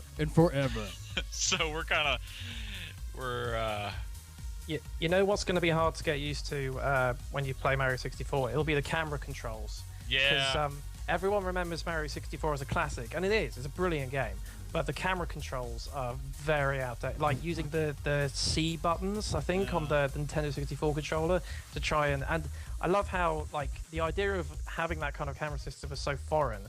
At the beginning of the game, you have Lakitu. I can't remember how you pronounce it, but like, the little cloud dude comes down with the camera. Oh god, I remember that. Yes, it's like a visual representation of the fact that there is this guy with a camera who's following behind you, and you kind of control him to. It's like the early days of 3D gaming. I just want everybody to know. So we spent a lot of time trying to figure out how we were going to do this trailer for this event because we set the bar pretty high, I think, when we did Ocarina of Time 6 years ago as far as like teases and trailers and whatnot. So, before we did all these little skits that kind of like subtly referenced Zelda, and then at the very end we put them all together and reference and like side by side with their Zelda counterparts, and everyone was like, "Oh, it's Zelda! It's a race for Zelda!" Like that was cool. So we were like, we got to do the same thing for Mario 64, and we had a hell of a time coming up with ideas for Mario 64. But I will say this, 2 ideas that did not quite make it into the video, so I can talk about them now. One of which was having Chris Davis following us around with the camera, like in the little cloud thing with the fishing pole with the camera at the end. That would have been funny. Yeah. But like we were also going to have Brad's giant face, like the Mario 64 main menu with Mario's face. And like someone was tugging on his nose and his fucking ears. Right. That would have been fucking cool, but we couldn't figure out how to do it. Special effects. That would have been so cool. I think it came out great. I love what you guys did and what Chris put together. I thought it was it's so weird to think about because we were filming like that one, like say like my portion of the video with me going down the slide or whatever. Mm-hmm. Like that, we spent like 6 hours trying to figure out what we were gonna do for that, and it was like for like 45 seconds of footage. Yeah, that's how it goes. So it kind of gives me more of a respect for like Hollywood productions. Like, God, how much planning goes into this shit? Oh, like, sure. And you could spend an entire day filming just to get like a minute's worth of footage, which kind of makes it like I was like. That's why it takes fucking so it takes six months to shoot a 2-hour movie. Exactly. So like it's fun, it's crazy, but we're trying to do more of these kind of things. Yeah. So it's definitely fun to get out there and do something a little different. But Anyways, Mario 64. Cool. It's gonna be interesting. I love that game, but it's probably gonna suck balls. Because that reminds me of the original Turok, which I loved. Obviously, I have a love affair with the original Turok, or Turok as a series. Yeah. And that game controlled with the C buttons as well, but not for the camera. You actually use the C buttons to move your character. Yeah, I remember that. Yeah. That controller is like an abomination. Yeah, I remember having Turok 2 Seeds of Evil, and I think that game has like 2 or 3 control systems, and they're all terrible. Like, none of them work, because that controller is just not, it's not suited for that kind of, it's not really good for the FPS. I love that series. I love those original games, and I always will, but man, because of that controller, just like GoldenEye, because of that controller, like, going back to them is going to be next to impossible. Yeah. I really wish somebody would reboot that series. GoldenEye? Turok. Oh, Turok. Yeah. I mean, somebody they did for the 360. Yeah, and that game wasn't bad, but it wasn't Turok. You know what was amazing? There was the best thing about Turok 2, I remember, is the weapons. Like, there were so many crazy over-the-top weapons you could use. The Cerebral Bore was the best. Cerebral Bore. The nuke. You got like a fucking nuclear bomb or whatever it was that you could set off. And you know, Turok has always been a series like that. Turok 1 had great weapons as well, but like, you know, that's kind of what that series is known for. Like, before Insomniac became known for like doing really crazy over the top weapons, Turok was kind of like the go-to game for like really insane weapons. That's one of the reasons I still love that series, and that's the reason why the quote unquote reboot of Turok in 2007 for the Xbox 360 and PS3 and whatnot didn't feel like a reboot. Is because it was really solid. It was a fun shooter and it had dinosaurs in it, but you were hunting dinosaurs using like pistols and shotguns and crossbows and, you know, just pretty standard typical stuff. Like the one area in that game where they fell short, aside from the length of the game, I think I finished it in like 4 hours. Really? Aside from the short game itself, like, there were no really fun, interesting weapons in that game, which kind of sucked. I don't think But other than that, it was a beautiful game, pretty well produced, you know, fun, but definitely not classic Turok. Yeah. I don't think I finished that game. I may be thinking of another game. There was some game, I feel like it was Turok for the 360, where you had to fight the Tyrannosaurus Rex in like this arena area outside. Yeah, that's the final boss. And that was a final boss? When you beat him, you shove a grenade in his eyeball and it blows half his face off. You know what's funny is, like, I thought that was midpoint through the game, and I was like, I was getting tired of it. I just stopped. That's the end. Nope. Turns out you were on the final boss. Wow. You quit during the final boss. If I knew that, I might have just muscled through it. Just push on through and you'll finish it. Add that one to your list of games you finished. Jesus Christ. Wow. I miss Turok. Yeah. Does anybody here know what the final boss, what the final cheat code is for the original Turok? Nick knows it. Nick knows it by heart. I know it. I think I remember the one for Turok 2. That's because they're actual words. That's easy to remember for Turok 2. Yeah. Mm-hmm. Beware, oblivion is at hand. That's the one. Beware, oblivion is at hand. Mm-hmm. And did Turok that 1. Turok 1's far more obscure. Do it, Nick. Turok 3 had an ultimate cheat code too, I think. I don't remember that one. What was the first one? It's NTH, GTH, DGD, CRT, DTRK. Nice. That is the final cheat code. Nice. Pro tip. There was a video of you guys playing it, and you telling Brad what it was. He's like, "How the fuck do you remember?" I was like, "Brad, I know it." He's like, "I don't believe you." And I typed it in. He's like, "You're just typing in random letters." And then I get it. I hit enter and it said accepted. He was like, "What the fuck?" That was a good clip. That was funny. So it's one of my favorite moments, I think, from this past 7 or 8 years. I love that. So I felt so proud of myself. Also kind of ashamed. Going back to PAX, what was your favorite game at PAX? My favorite game? Your favorite game at PAX you played? Well, I do have a top 5 video coming, but I guess I can spoil. I mean, I already said I played Bloodborne 3 times. So that pretty much spoils it there. The game was really fucking good. Yeah. And it was great too. Like, for a game, the game always had super long lines, but because the way they were doing the demo, they had like 15 kiosks or something crazy like that set up. And the line was huge, but they were only letting people play until they died. And as soon as they died, they booted them off, and the next person took over. So like, the longest I ever had to wait, even though I was always getting in like the very back of the line, was 15 minutes. Was probably the longest I had to wait That's the entire not bad time. at all. That's not I could have gone back 2 or 3 more times, and it wouldn't have been no problem. It was kind of like, okay, I'm tired of waiting in these other lines. I'm gonna go play Bloodborne again before I jump back into another extremely long line. Because I waited over 2.5 hours to play the single-player campaign for Alien. But in the time it took me to do that, I could have played Bloodborne like 5 or 6 more times. Yeah. But that game's really good. Yeah, Bob played it, and he said it was good. He broke it. So How did he break it? I forget what he said. It locked up for him, and they had to hard reset it. And stuff. I mean, that doesn't surprise me. At E3, it was apparently looking... I didn't go watch the presentation at E3. Brad did, but he said it was looking really rough because the frame rate was just like chugging hardcore. But this time, they've cleaned that up quite a bit. The frame rate was not nearly as distracting. And there were a few moments where the frame rate started to drop a little bit, but for the most part, the game was pretty damn smooth by comparison, at least. And you know, the last time I played it, I was doing really well. In fact, I took on like 10 or 15 enemies at once, and I managed to kill all of them without dying.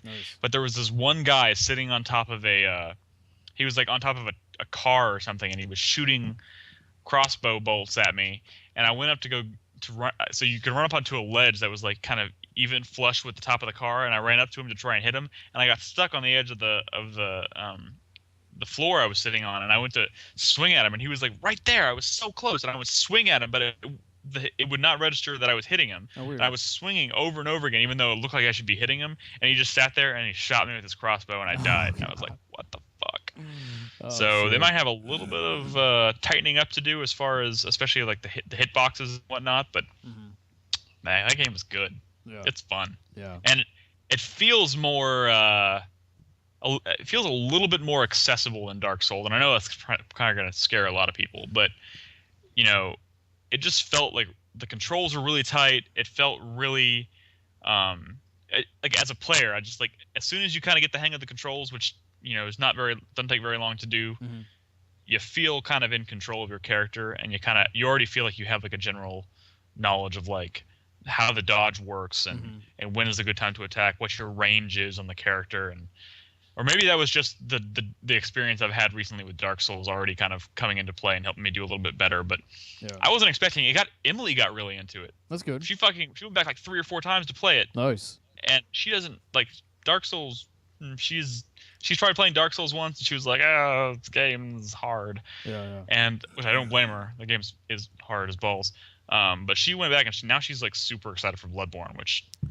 Well, what everyone has been saying is that idea. Bloodborne is a much more offensive game. Like you can kind of go in and attack much more than you can in Dark Souls or Demon Souls. In Dark Souls, Demon Souls, if you go in and just attack, you're gonna fucking die. It's just it's just gonna happen. You don't have a shield in this game, so it's more about attacking, dodging backwards, and like maybe fire if like 3 or 4 guys are coming at you, like firing off your the character I was playing as had like a blunderbuss, so you'd fire the blunderbuss and it would like push them all back. I see, yeah.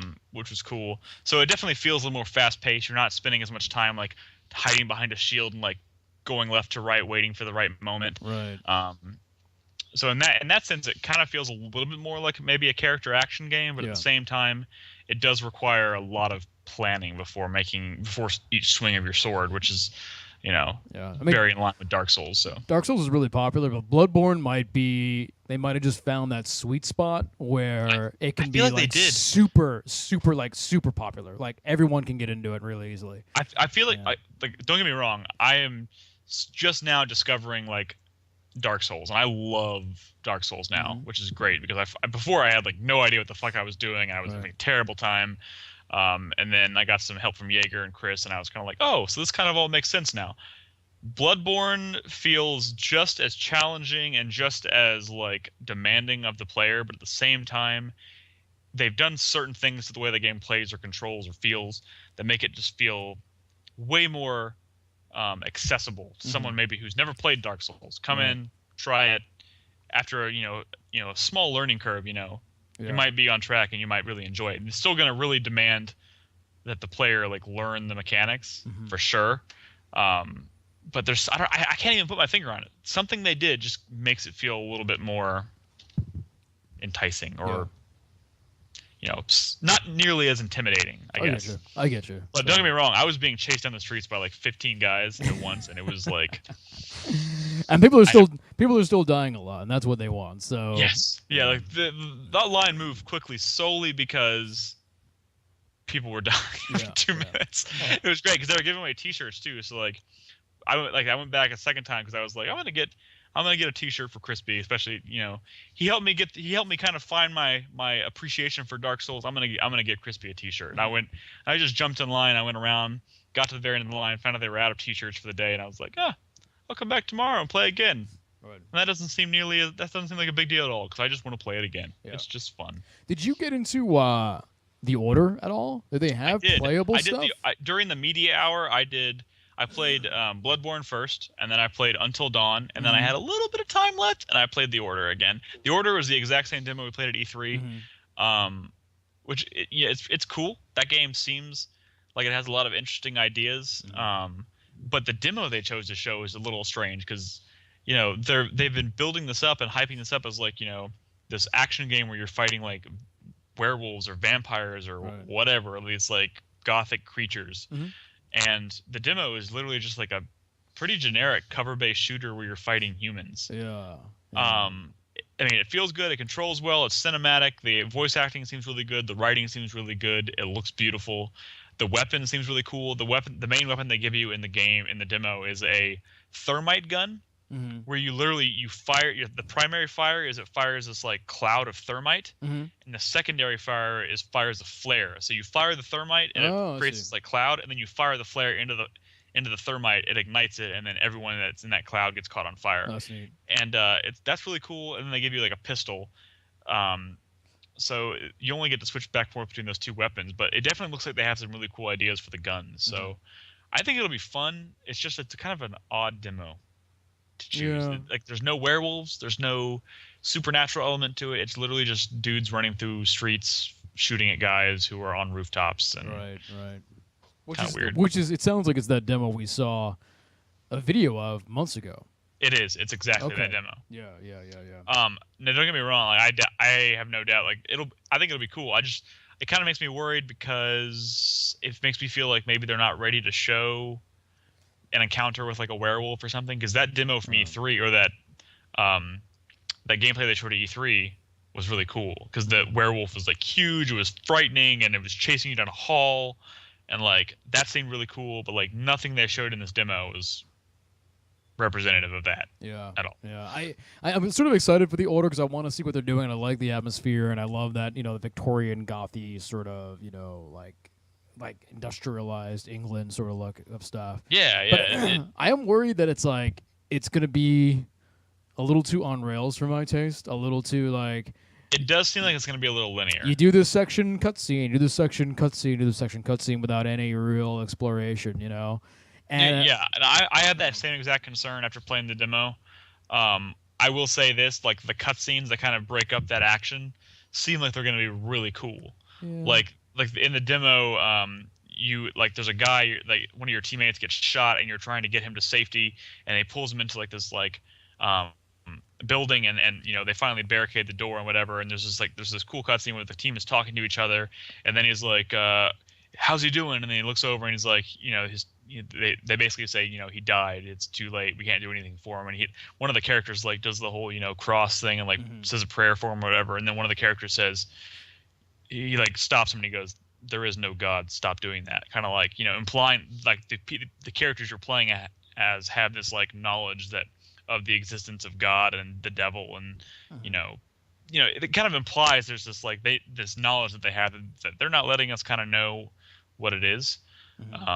Which seemed really cool to me, but like everything in the gameplay was just pretty standard. Like cover here and peek out and shoot some thermite and then light them on fire. Yeah. Don't get me wrong, that's cool. But you can only light people on fire so many times before it's like, okay, what's next? Exactly. Yeah. So I mean, we'll see. I mean, we haven't seen hardly anything yet. They did. I think at E3 is when they announced that like all the weapons in the game are weapons that are apparently quote unquote designed by Nikola Tesla. Which seems cool. Okay. They're kind of doing the whole Assassin's Creed, like tying in real history to this fake history kind of thing, and that seems cool. Yeah. You know, And I just have a feeling it's going to be really linear. Yeah. And it's single player, right? It's not co-op. As far as we know, no co-op. But you know, it's still like 6 months away, so they could announce co-op at any time. Yeah. It'd probably be fine with co-op, but it's probably going to be. I have a feeling this is going to be kind of like Gears of War for the PS4. Yeah. It kind of had that same vibe. Gears of War did like one of the coolest things about Gears of War that Gears of War did was it kind of perfected that drop in, drop out 4-player co-op thing like seamlessly. Yeah. And that's one of the coolest things it did. Like it just made that work really well. And like you had games like Lost Planet that did the same thing but did it really badly, you know. And that's kind of what made Gears so great. And if they don't have that, then it's just sort of a linear, you know, cutscene heavy. And Gears of War single player is pretty boring. Gears of War multiplayer is more interesting, but I will say this: the single player of the Order, you are running through the game. At least from what I can tell, most of the time you're with other people. Yeah. So I'm gonna go ahead and call it right now. At some point before release, they're gonna announce co-op. I bet. So, but you know what? I will say this: Sony so far has really kind of blown me out of the water with it in terms of like exclusive games that are exclusive to their console, like Infamous was pretty damn cool. The Order seems really awesome. Until Dawn, which is another game I played at E3, really surprised me. You know, there's a lot of really cool stuff that is exclusive coming to PS4, and it's just kind of sad that I'm looking at like the Xbox, and I'm gonna get an Xbox pretty soon here probably. But just like, you know, the exclusive, like even the 360 has never quite been known for its exclusive. I feel like Microsoft has always been kind of like, we have Halo, what else do we need? Right. Or we have Halo, and we have Gears of War, we don't really need anything else. Yeah. But I feel like Sony has been just kind of like, you know, we know exclusive content's kind of where it's at. People love it, and like I feel like that's kind of what's really making them so successful. They have a lot of stuff coming that's exclusive to their console. Well, the thing about Sony that I've been saying this since last gen is that Sony was always willing to take chances on games that Microsoft wasn't. You know, you know, Microsoft wouldn't have released a Heavy Rain, but as say what you will about Heavy Rain, whether you liked it or not. It was kind of a new, kind of brave thing to put out there, and Sony, you know, took a chance on it. And I couldn't see Microsoft, you know, taking that sort of chance. And Sony was always just better at that kind of stuff. A Little Big Planet, you know. I mean, Microsoft has Project Spark now, but it's pretty much a Little Big Planet clone in some ways, you know. But it's more of a, I think it's more of a game builder type of thing than even Little Big Planet is. But you know, in a way, that was their answer to Little Big Planet. So I think. You know, Microsoft is trying to get out of that mire. I think games like Sunset Overdrive are them trying to try something different, you know, in some ways. And, you know, I want, like, whether Sunset Overdrive succeeds or not, I want Microsoft to take more chances like that. Oh, totally. I will spend $400 on their console if they can prove to me that they're going to take chances and put some cool stuff on their console. Yeah. Like Sunset Overdrive right now, as far as like, you know, third-party retail release exclusives that are coming to their console is the only one I could think of. Mm-hmm. You know, and I'm going to be getting an Xbox soon. I don't know where y'all kind of stand on your excitement for Xbox One or whatnot. Titanfall seems really cool. I'm like, when I get an Xbox, of course I will play Titanfall. I have a feeling like that multiplayer is probably kind of it's kind of dead now. It's kind of dead now. It's like Titanfall. I have it for PC, and it was totally just sort of a flash in the pan. Like it's pretty dead. And I have correct me if I'm wrong, but I have a feeling the PC community for Titanfall is probably way more active than the Xbox One community. I don't know. I'm thinking back to the NPDs. I think actually Xbox 360 and Xbox One outsold PC. Gotcha. I think so. It might be better on Xbox One. Chris Davis says he'll play with me. I'm going to be getting an Xbox One in the next probably the next 2 months. And the weird thing is like the reason I'm doing that. For me, like the biggest selling point for Xbox One is that Halo Master Chief Collection. Like that Master Chief Collection is it seems like a really good deal.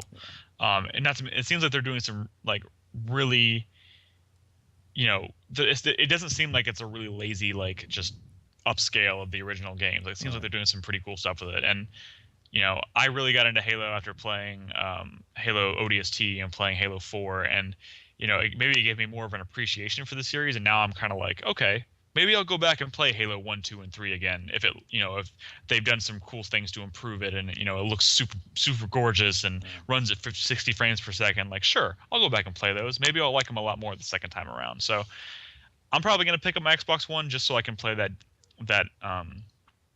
Halo collection. But Sunset Overdrive certainly looks pretty cool. There's another game that I played at PAX that I'm not going to talk about right now that seems really cool. It's only coming to Xbox, but I don't know. Where do y'all stand on Xbox? Well, I know Joseph and I have PS4s now. George, it seems like you're kind of already leaning towards PS4. Yeah, I don't really see a reason to pick up an Xbox One. I'm not super excited for Sunset Overdrive. I mean, it looks kind of fun, but it's nothing looks like it's breaking new ground or anything. It's funny. Sunset Overdrive strikes me as like the game of like, okay, we kind of fucked up with Fuse because they announced Fuse as what was it called originally? Overstrike. Overstrike, wasn't it? It looked fucking cool when it was Overstrike, and then like a year later, it's like, oh, this is Brown Turd, and it's called Fuse, formerly known as Overstrike. And I think they were like, okay, maybe we should actually make something that's similar to that game that we showed before. And now they're like, okay, let's make Sunset Overdrive, and that seems cool. What they were showing at PAX was like an 8-player co-op demo, and the frame rate was like chugging. Yeah. Hardcore. But it's probably because they were doing 8-player co-op in a setting like that. So who knows? But I don't know. I want to try Sunset Overdrive. I'll definitely, if I have an Xbox at that time, I'll definitely pick it up. But I spoke to a few people who played it at PAX Prime, and they weren't so hot on it. They weren't. Yeah, so hot on it. I kind of thought about waiting in line to play it, but most of what I had seen, the reactions were kind of not like saying it's terrible, but most of them people were like, eh. Well, my question for people who own Xbox Ones in chat is, what are you playing now? What are you looking forward to? Like, is it just waiting for the Halo thing to come out? Is that kind of what Xbox users are just sort of like waiting for? Because for me, like the thing that I am most excited about for Xbox One, I am really excited about Halo Guardians. I want to play Halo Guardians. I want to play the Halo collection. Right. And like I said before, there is one other game I'm gonna save for my top 5 because there's a top 5 video that we're working on right now for my PAX top 5. Yeah. There is a game that I played that is exclusive to Xbox One, and it's coming to Xbox 360 and PC I think next year. That I played. It's a downloadable title, but I played that and it seemed really cool. Oh, and Quantum Break looks really cool. I was going to say the one game I am kind of excited for is Quantum Break, so just because I liked Alan Wake and the old Max Payne games. So what if do you were here right now, George? I would give you a high five because, as all people know, high five. I hear Quantum Break and it doesn't mean anything to me. What is it about Quantum Break? For me, like as of right now, Quantum Break is just the next game from the guys that made Alan Wake, and that automatically kind of gives me reason to hope. But I still don't know what to expect from it or what it actually is ultimately going to be. Is it going to be a retail game, or is it going to be like an episodic thing that you download episode by episode like The Walking Dead? Like I still have no fucking idea. But no, I think it is episodic. It is episodic. But then Alan Wake was also kind of episodic as well, but it still all came on one disc. Yeah, so, that's true. I mean, it might be the same thing again. Yeah, that's true. Like Alan Wake, I remember I played Alan Wake for review because we got a review copy for that. It's one of the few games we got a review copy like ahead of the release schedule for, and I played that game, and that right there was like one of the best couple days of like gaming for me ever, because I played Alan Wake 2 days before release, and I played it in 2 sittings. And that's not to say it was short. I spent like 6 or 7 hours each. I remember this. I remember you talking. And I fucking loved it. And then I finished it. I did my review, and as soon as I finished my review, I got up, I walked to the store, and I bought Red Dead Redemption. And I was like, oh my god, like it was so good. Yeah. Those couple days were like I couldn't even believe those 2 games came out within like a couple days. Actually, they came out on the exact same day, but I played Alan Wake like a couple days before. That was a big time. Like. Those 2 days were fucking amazing. Yeah. See, we're gonna get a Red Dead 2. No, that's what I want. Yeah. That's what I want. In my mind, with Quantum Break, I think we've seen footage of it that's sort of gameplay-ish footage where time stops and he's like walking around and all time stops. So in my mind, I'm really hoping that it's going to be, the Remedy, isn't it? It's Remedy. They did the old Max Payne games, which were like did the whole bullet time thing. I'm hoping they're going to go back to that, but do something really creative with it, like some maybe like puzzle solving or combat or anything where just like taking that whole bullet time concept and actually breathing some fresh life into it. Yeah. Would be really good. Like that would sell the game to me if it was like you can do really cool things by like just stopping time, and I don't know, like in combat, and then you can go over here or that. I don't know. Yeah, I mean, Remedy is, they've shown that they can come up with really cool ideas for like just combat mechanics for them seem like Alan Wake felt really tight, really good. And then on top of that whole mechanic where having to shine your light on the enemies until they were weakened enough to kill them, like, I loved that. That was so fucking cool. And even though it was outside of that, it was kind of a typical third-person shooter with some horror elements laid on top of it. Like, it felt fresh, and I fucking love that. So, I have faith in that studio. Whatever Quantum Break is ultimately going to be, count me in. I'm excited. I count Remedy up there as like one of those teams. Like when they produce a game, I don't even really care what it is. I'm gonna at least try it and play it. Yeah, and I have faith it's gonna be interesting. Wayward Warrior mentioned Scalebound. I totally forgot about Scalebound, which is that platinum game. When are we gonna learn more about that? I don't know. I have no idea. I mean, all we saw was the CGI trailer, and that was it. And like platinum games, Yeah, that was. Oh my god, that day was so I couldn't even believe. Like it was literally like sitting in a room with Brad watching his dreams come true in front of his eyes. It was hilarious. Right. Like I didn't even care. Like I was excited. I was like, I don't even care. Like look at this guy. He's fucking like he's crying over here. You're like, Brad, what's Phantom Dust and why is Brad weeping? Brad was weeping when they announced Phantom Dust. True story. True story. Y'all can go ahead and feel free to spread that on the internet. Spread it everywhere. Brad weeps openly. No, it was funny because I'm sure a lot of you remember this, but I think because when they announced Phantom Dust, Brad was the only person in the crowd. Like he was like, "Wow!" Like screamed, so excited. And then Giant Bomb that week was doing their podcast, and they were like, "And there was that one guy who screamed when they announced Phantom Dust." Like I was like, "That's only Brad. That was Brad. Brad could do that." That was Brad. Yeah, I'm super excited. I want to know more about Scalebound because obviously, Kamiya. Yeah, no, totally. So I mean, there's good stuff coming out for Xbox One. I'll probably get one eventually. Like I said, I sort of flipped this generation. Last generation, I got the Xbox 360, and then later, like 3 years later, I ended up getting a PS3, just mostly for the exclusives. And the 360 was my main system. This year, I completely flipped around. I got a PS4. Maybe in 2-3 years, I'll get myself an Xbox One, and then I'll just catch up with the exclusives for that. Sure, yeah. Wait for it to pile up a little bit, because Microsoft makes a good system too. It's great to see like the past 6-7 years, like it's Microsoft has been kind of unanimously on top. It's kind of nice to see the tables turned a little bit. I think it's healthy. It's totally healthy. What I want is an Xbox One without Kinect, of course, which is now available, and then without all the TV shit, and another $100 cheaper. Well, they're already starting to work towards the whole. They're dropping the TV shit with the exception of maybe the Halo stuff, I think. No, but like all the TV snapping and that has an HDMI in and all that. I don't want any of that. Take that off the fucking motherboard and the thing. I don't need any of that shit because I don't have cable. I don't watch television. Just give me a gaming console. What I want more than the price drop and more than the exclusive content? I think I just want them to make the system more compact. It's pretty big. I remember on Xbox One launch night, we went over to Chris Davis' house to broadcast the system for the first time. And I saw that thing sitting on his shelf, and I was like, Jesus Christ! Well, it's got a lot of huge. It's got a lot of hardware. It runs 3 operating systems. It's huge, and on top of that, it's got a brick. Like you can't even say that it was because they put the power brick inside of the system, because the power brick is like right next to the system, and it's almost as big as the console.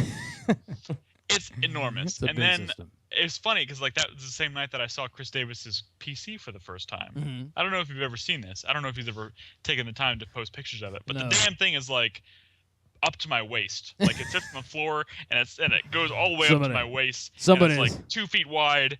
It looks like a PC that you would see in like 1980. Somebody's compensating a little bit. I did it to a very nice young girl. I was waiting. I didn't know if you were actually going to do that. I knew it. I have I not knew that yet was experienced. coming. It was I have not yet inevitable. experienced the soundboard yet. That's nice. It's been so long since I've been on Cocktail Time. There is documented footage of me getting fucked in the ass. Yes. That'll never not be funny. Oh no, and it's always really funny. You know, Joseph, there was something that I said the other night on the podcast, and I was like, I hope Joseph's not watching because that'll definitely end up on a soundboard somewhere. I have to hire minions that watch you guys all the time to just pick out sound clips and send them to me. So it's funny because the day that I end up on your soundboard, I feel like I will have finally made it. You finally made it. I'll just have a folder for everybody. I have a Chris folder, Nick folder. Chris in chat says, I quit. He really hates the young girl one for some reason. He really hates that one. And it's my favorite. That was so good. It's my favorite one. And he hates it. I don't know why. Well, I wonder why, but it's priceless. It's priceless. Superman Punch in chat says you can't quit, you're fired. Oh man. Oh man. But the Xbox One looks like two pieces of a radiator stuck together the wrong way around to me. You know what I mean? It's like it just looks so like haphazard in the design. I think like the PlayStation's probably one of the few consoles that's actually got a decent, sleek design.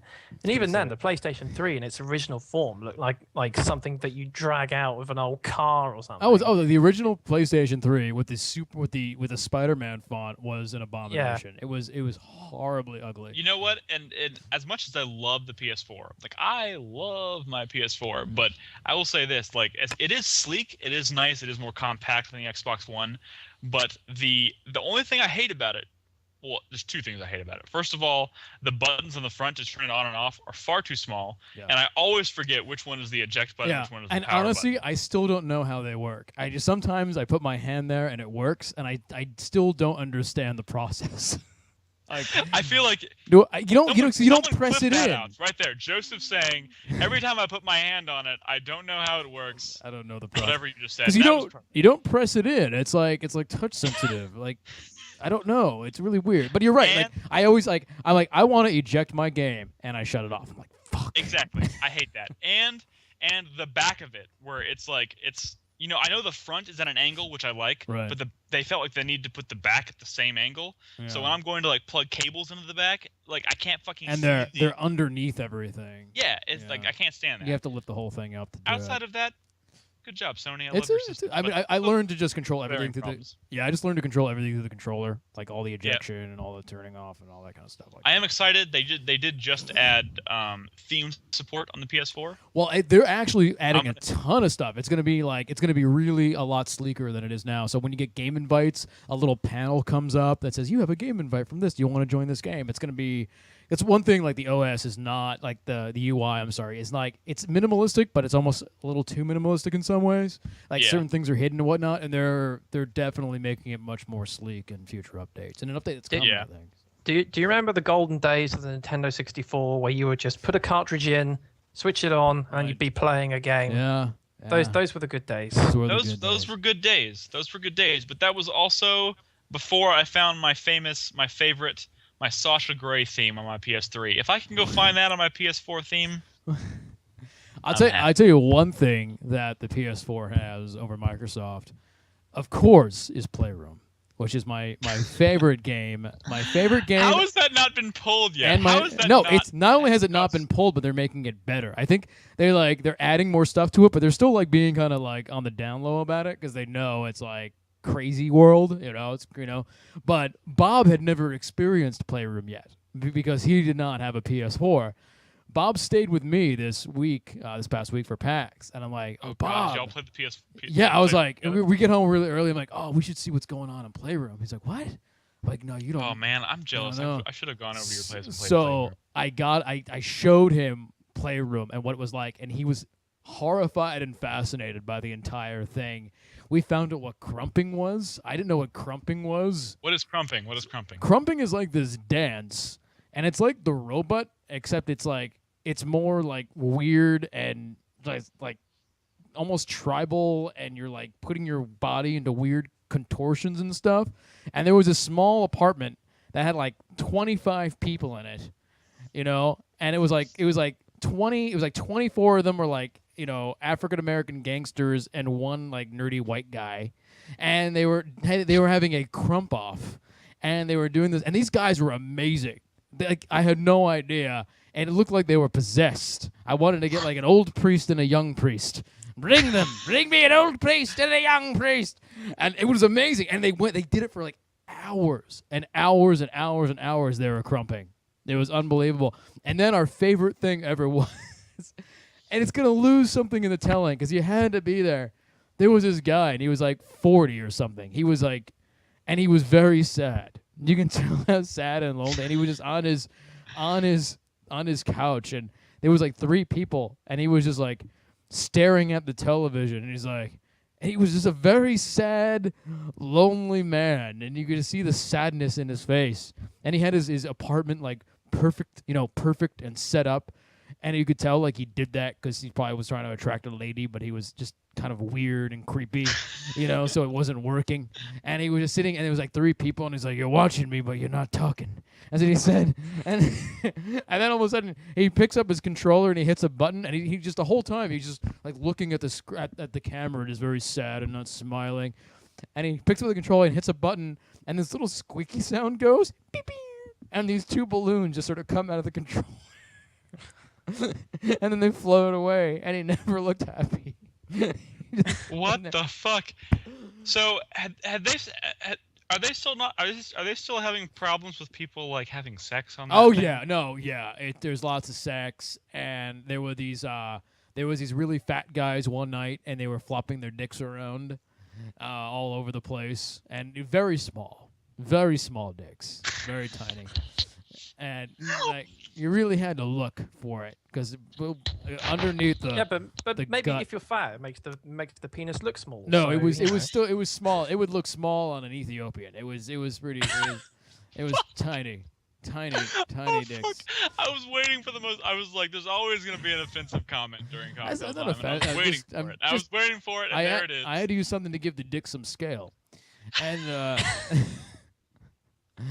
and then there's there was people just getting drunk and passing out. My favorite is when the people are passed out on the floor before they get to turn playroom off, and it's just watching them passed out. There was one guy who was really, really drunk. It was great. It's a mess. It's just a mess. It's a complete mess, and I love it. I think when you did your top 10 video for last year, Joseph, didn't you compare it to like a Bret Easton Ellis novel or something like that? Something like that, yeah. It was definitely. Scott, you put Playroom on your top 10 list. It was. I always have like one out there. Before that, it was Comedy Night. Yep, that's right. Yeah. I remember when we were editing the top 10 videos, and we were like, we got to capture footage for all these games, and then someone was like, Comedy Night. How the fuck are we gonna capture footage of Comedy Night? Well, you spend $1 and you download it and you record it. We figured it out. But no, Playroom was great. But I figured out what crumping was, and when Playroom is an educational experience. Yeah, I found out I'm really old and really white. Oh god. It was funny. Me and Bob were just sitting on the couch like, what are they doing? What is this? And we had to look up crumping. We're like, oh, okay, we get it now. Did y'all crump after that? No, we were too tired to You crump. turned on your PlayStation Eye and crump together. We were too tired to crump. There was no crumping. Oh lord. But yeah, if you can look it up, it's pretty amazing. It's like it's really like the stuff they're doing is like it takes a lot of like not coordination, but a lot of like you have to be very svelte to crump properly because it's a lot of crazy movements and whatnot. It's definitely you lose weight. It's a good activity if you want to get healthy. I could lose some weight. I'll start looking into crumping. Crumping, yeah. You should do some And how does it crumping. compare to twerking? Twerking is like an actual constant movement of sexual origin. Twerking literally looks like you're having a seizure. Did anybody else see that my dream came true today? What's that? Jennifer Lopez is releasing some music video called Booty, and it's literally just her twerking for an entire video. Wow. I've been waiting for that for like a long time. I'm surprised J-Lo's still doing anything. Well, she might be getting a little desperate because I think she might also be a little jealous of Nicki Minaj because Yeah, Nicki Minaj has that whole I don't know if y'all know if y'all if y'all remember, but there was a long time where Jennifer Lopez was like, "Don't look at my butt. Stop looking at my butt." And now she's What, like, to you specifically, or to no, people no, in no, general? to everybody. She used to tell people like, Nick, I'm she's- about to call the police. Please stop. Looking at me. Don't know who you are. Just please stop looking at my backside. there ain't nothing she can do to stop me. But I don't know. Now she's like making a music video that is literally her and that Iggy, whatever her name is, girl, twerking for an entire video Wow. while pouring oil all over their ass. See, I don't get the oil thing. I don't get Whoa, the oil stop. thing. I'm just gonna stop you there What? because I get it. I don't like. Look, I'm Sicilian. I'm oily enough. I don't need more oil on my body. I am It's as white as like- they come. I appreciate the oil. I don't know. It's like I don't want to like make somebody a freaking slip and slide. It's like be hugging like one Wait, of those like a water balloon. What kind of oil? What kind of oil are we talking about? Like I don't olive know, but it's oil, like or very thick. It's very thick and goopy oil, and it's all That's over. not. No, that sounds their awful. That sounds awful. That sounds awful. It's like I want anywhere near any of that. But you're not an ass man, are you? No, I'm more of like a leg guy. What? I'm more of a leg guy, not really an ass Okay, person. okay. Unless fair like they have enough. a nice butt and it's like nice, like tight jeans or something. It like that. yes, what Chris Davis in chat said. It looks like it's fucking canola oil. It looks like a music video where she's twerking while pouring canola oil all over her ass. It's actually it's And I've literally been waiting for that forever. it's IHOP syrup, boys. It's the boysenberry. I would watch that. God, yeah, I don't like food and messiness. Like I know people are into like food sex where they like puts like chocolate or crap on each other. That sounds awful. Like I can't think of I'm not a into, worse I'm not thing. into food sex. I just but can't I think do of like. I don't like I do like covering a girl in canola oil. That's always fun. I don't like lotions or any of that stuff. I don't want it. It just makes me want to take a shower. It's terrible. That's good because you're probably gonna need it after that. Yeah, probably. If you can slip around, just be careful in the shower and hurt yourself. A lot of accidents happen in the bathroom. it's also only certain kind of foods work if you're going to eat it off someone else. I mean, you can't really do it with curry or anything because then it's just a bit weird, isn't it? Well, and Bernie and Bernie, don't touch your eyes or your dick. True. Don't Yeah, hot touch my eyes. foods. Don't try it with And you when know, you're like hot soup you're or really digging anything. in there, you never know what's gonna get in your eye while you're really digging in there, and that could be a problem. It's true. Speaking of Minecraft, digging in there. It's fucked up. That's fucked How up. did we get on this? I don't even know how we got on that. Oh, Playroom. It's about twerking. Reborn Revolution. Our very own Nadia says, "I love butts. Male butts. Male though. butts, though. That's okay." What are oiled male butts? That would not be good because they're just all hairy and it looks like a Delago wet. says, "Cute butts are cute." You can't oil a man's butt because then it just looks like a wet weasel. Like it looks like roadkill. It looks like it's something that's been run over on the interstate. Oh my god, that's hilarious. It's not a good idea. Not a no-go. That's a good idea, Reborn. That's a no-go. Oiled male butts are a no-go, says Nadia. Don't want to do that. Oh my lord, that's hilarious. That is fucking great. I'm just saying. I'm looking.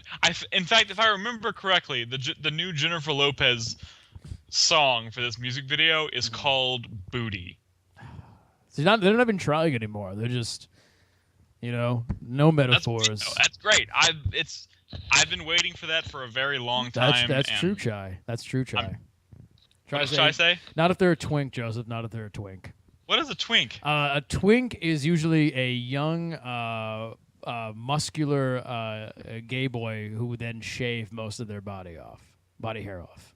I've never heard that before. Twink. That's how I know it anyway. But I live in sort of the gay center of Seattle, so that's what I know a twink as. It's sort of a 18 to 23-year-old ripped gay boy, no hairless, possibly wearing a jockstrap and nothing else, and knee-high socks with a stripe around them. Oh god, can't forget the stripe. Can't forget the stripe. Yeah. Oh man, So, I learn something new every time I talk to you, Joseph. video game podcast. Video games.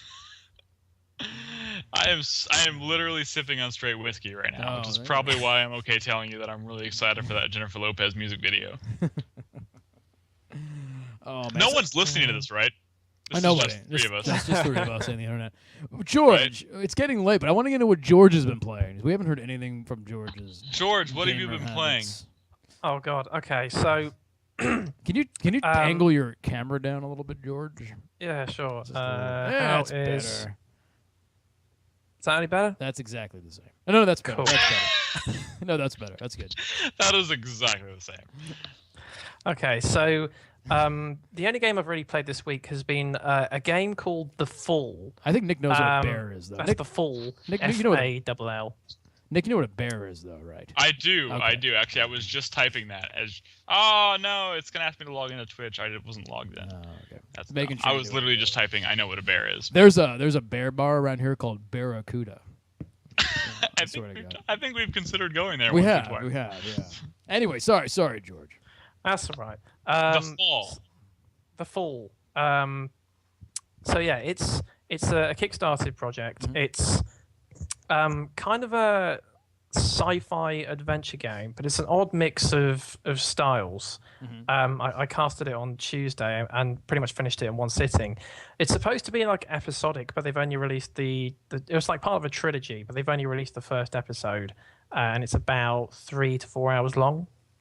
And so it's like a 2D side scroller, sort of like an art style similar to Limbo. Everything's quite dark and monochrome, or like silhouetted, I guess. Yeah.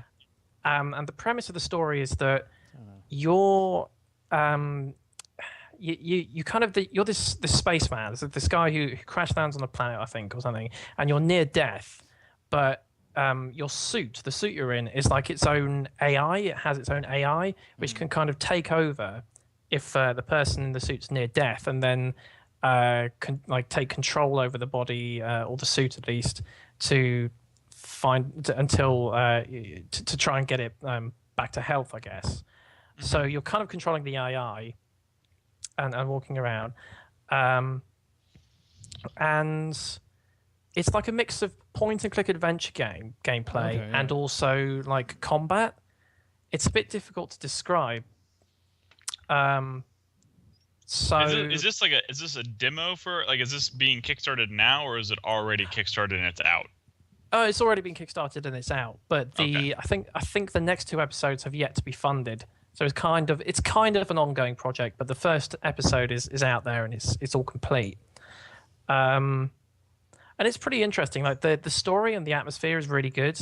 Like the dialogue, it's all voice acted and everything, and the voice acting's pretty good. The characters are cool, but the problem is and the combat's quite good as well. It's like a 2D take on cover-based shooting, which actually works pretty well. But the problem is that I'm gonna look this up right now so I'm gonna think you should. Google image this. The Fall. I would put the full video game, because then you could get all kinds of things. You could get a novel, a band. I just figured that out while I was typing. I was like, that is not a video game. It's a pretty generic name thing to call the video game. But the main problem with it is that the puzzles are very traditional point and click adventure puzzles, where you kind of pick up items from around the world or around the environment, and you basically have to use things on other things. And a lot of the puzzles. This is a cool art style. It is, yeah. It's kind of like Limbo and almost like the Swapper, but not like with the claymation stuff necessarily. It reminds me of a cross between like a third-person shooter and Limbo. Yeah, kind of. And it does some things really well, but it's that like you guys have played like point and click adventure games, right? The ones where you have to like you get an item and then you have to click it on every single little thing to try and figure out what it does or what you can combine it with. It's kind of like that, and it gets really frustrating. Like when I was playing it, I had a guide open actually just in the background, because when you're broadcasting, you don't really want to watch someone getting stuck on a puzzle for 2 hours. So I thought I'll keep things moving along. And I was like using the guide every like 5 minutes, just because I'd like pick up another item, and I was like, well, I don't know what to do next. So I look at the guide, and then the solution just make no sense. Yeah. So that's kind of like the frustrating thing. For all the stuff it gets right, like the atmosphere is really good, the combat's kind of cool, art style's really cool, the story's really good, but the actual puzzle solving is a real problem.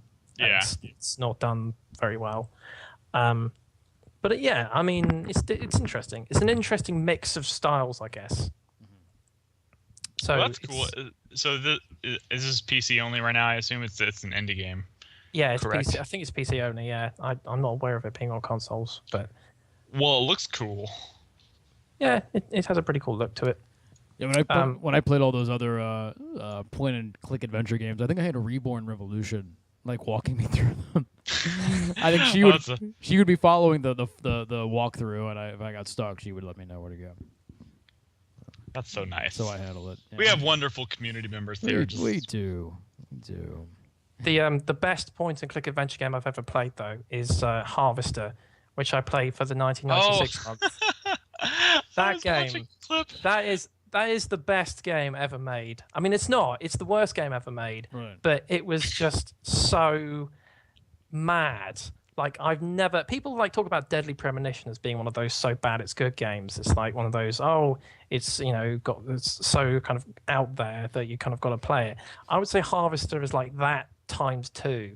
It's so bad, it's bad. It's so bad, it's bad, and then good again. It's just. I've only saw one clip of of you getting shot by the newsboy, the paper boy. Yeah, that's only like the 7th weirdest thing that happens in that game. Like there's a part where you encounter this person who's like a chess master for no reason.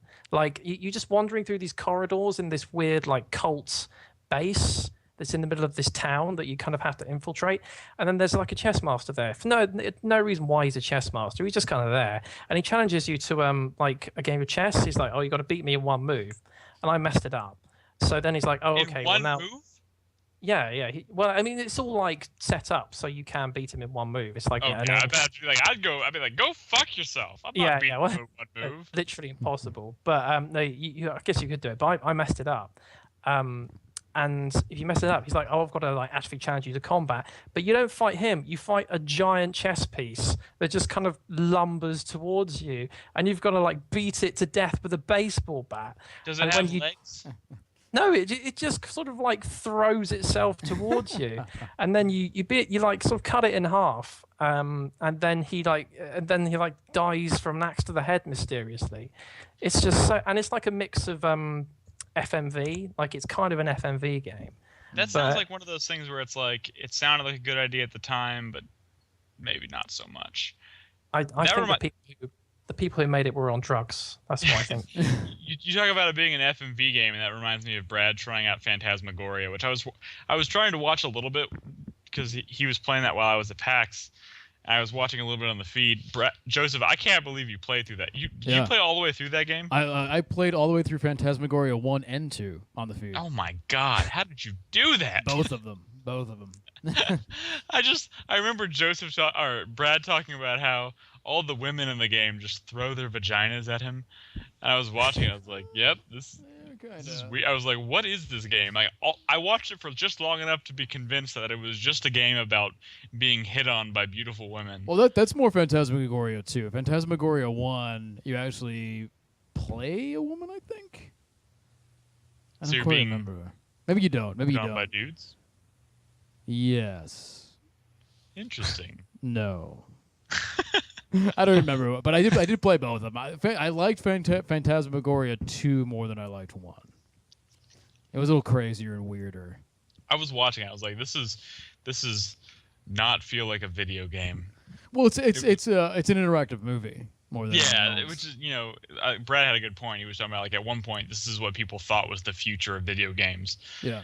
And then we just veered off in a completely different direction.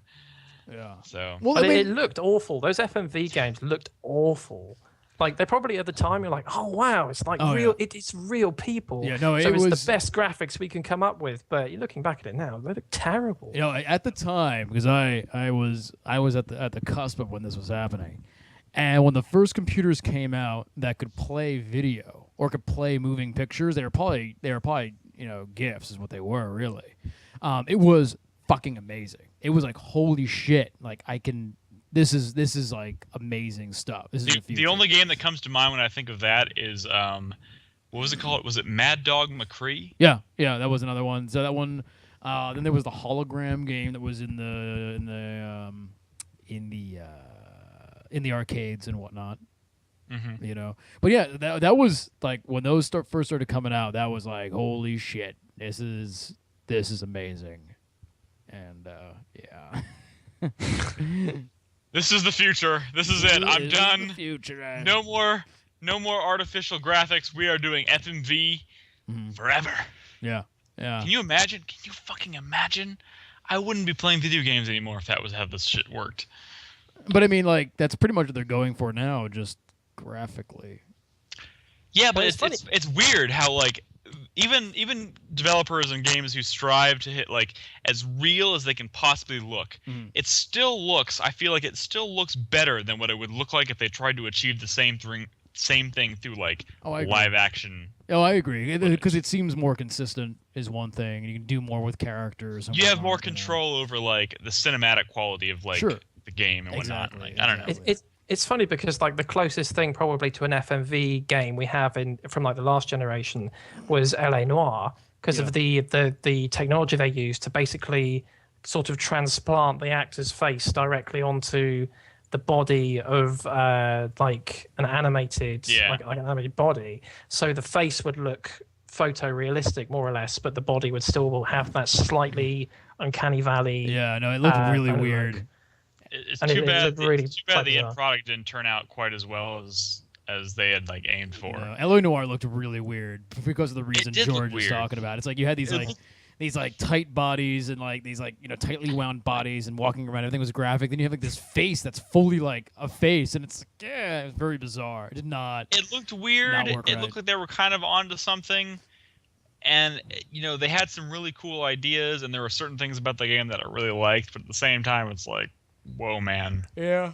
But I mean, it's funny because I remember feeling the same way about Heavy Rain, that if there would be like moments where it would look photorealistic, and it would be such a weird feeling to like watch it, and suddenly it looks like photorealistic, and then suddenly you'd spot something like a slightly jerky animation or something that's not quite right, and then it would just like leave you with this really weird feeling. Well, that's the problem. All of a sudden, the things that are like that would normally be like really minor details or minor glitches, things that you would never really normally notice in like a regular game, all of a sudden become like huge deals because like it's on top of like super realistic looking visuals. Exactly. That's why when you're going for super realistic visuals, it's like there's no room for error at all. Like I was really blown away when I booted up when we booted up PT for like the Silent Hill demo for PS4, and like I was super excited going into that. I knew it was Fox Engine before I even played it, and I was like, this is gonna look really good.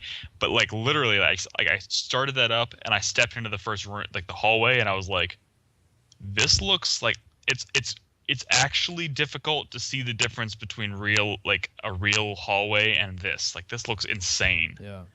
I couldn't even like it was, and I'm sure people who play PC games more frequently than I do are probably used to that kind of effect. But like, I feel like for the first time in a long time, I feel like consoles for once kind of caught up to like, what PC gamers are kind of used to. And I was like, Jesus Christ, I don't even know. Insane. I don't even know PC games that look that realistic. Like, yeah, the graphics will be great and the shadows and the lighting will be great, but it's always sort of stylized a little bit. That was like.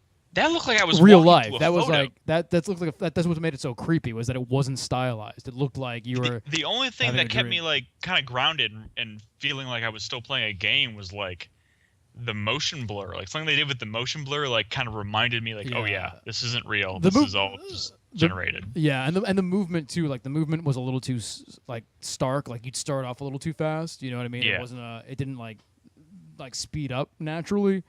But it was still pretty amazing. It's Fox Engine.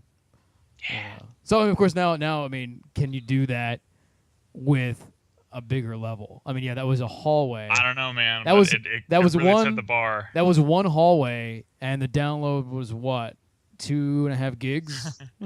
Yeah, they're gonna have to do some because those are crazy big textures and stuff. I mean, so it's gonna be interesting to see how that game ultimately turns out.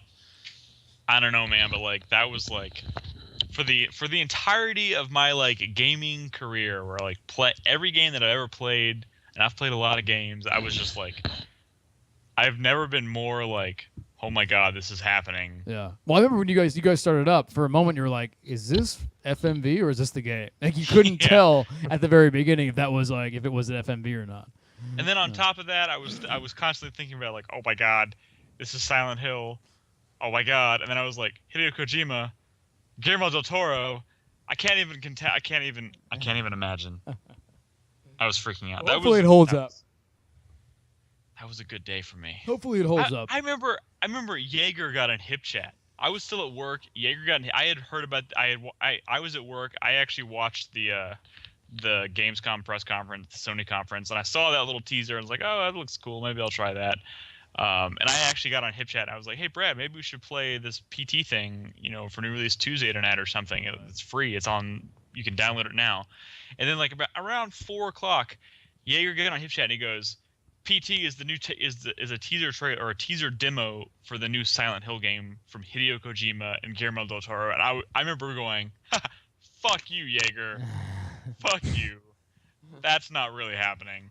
And then he's like, no, seriously. And he posted a link to NeoGAF, and I clicked it, and I was like, and he was like, oh yeah, and it stars Norman Reedus. And I was like, oh, go fuck yourself. Right. Seriously. And then I was like, oh my god. It's oh my god. It's happening. See, I'm not really sure about it. Like the whole Kojima and Del Toro thing. Like, the one thing, like how much is Del Toro actually going to be involved with the project? Because that's something we don't know. And Del Toro has been like partially involved with other projects. Like, I think he had some say in the Hobbit films, but you wouldn't really know to look at it. Well, Guillermo del Toro was originally offered the role, or offered to direct the Hobbit films, and he turned them down. Right? He turned them down so he could direct Hellboy, I think, if I remember correctly. And a lot of Guillermo del Toro's involvement with any major project is kind of like on the design side, like, or the like character design, creature design. Like he's obviously gonna be responsible for developing like all the creatures and monsters and whatnot that you see in Silent Hill. Yeah. Hideo Kojima is going to be the one who has the more major say in the project. And, I was kind of unsure. I felt the same way you did. I was kind of unsure as to, like, what is his actual involvement in the game. And then as more information kind of leaked and people got to the end of the demo and saw the teaser trailer, like, this is straight, like, they're marketing this demo or this game as, like, being developed by Koja Pro. Like, his studio.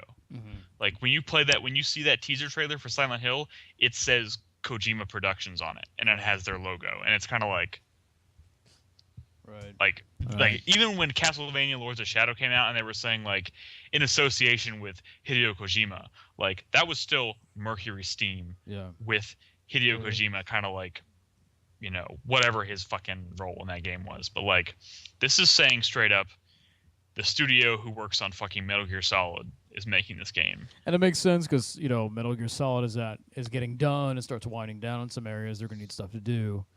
Yeah, and I don't know. I don't know.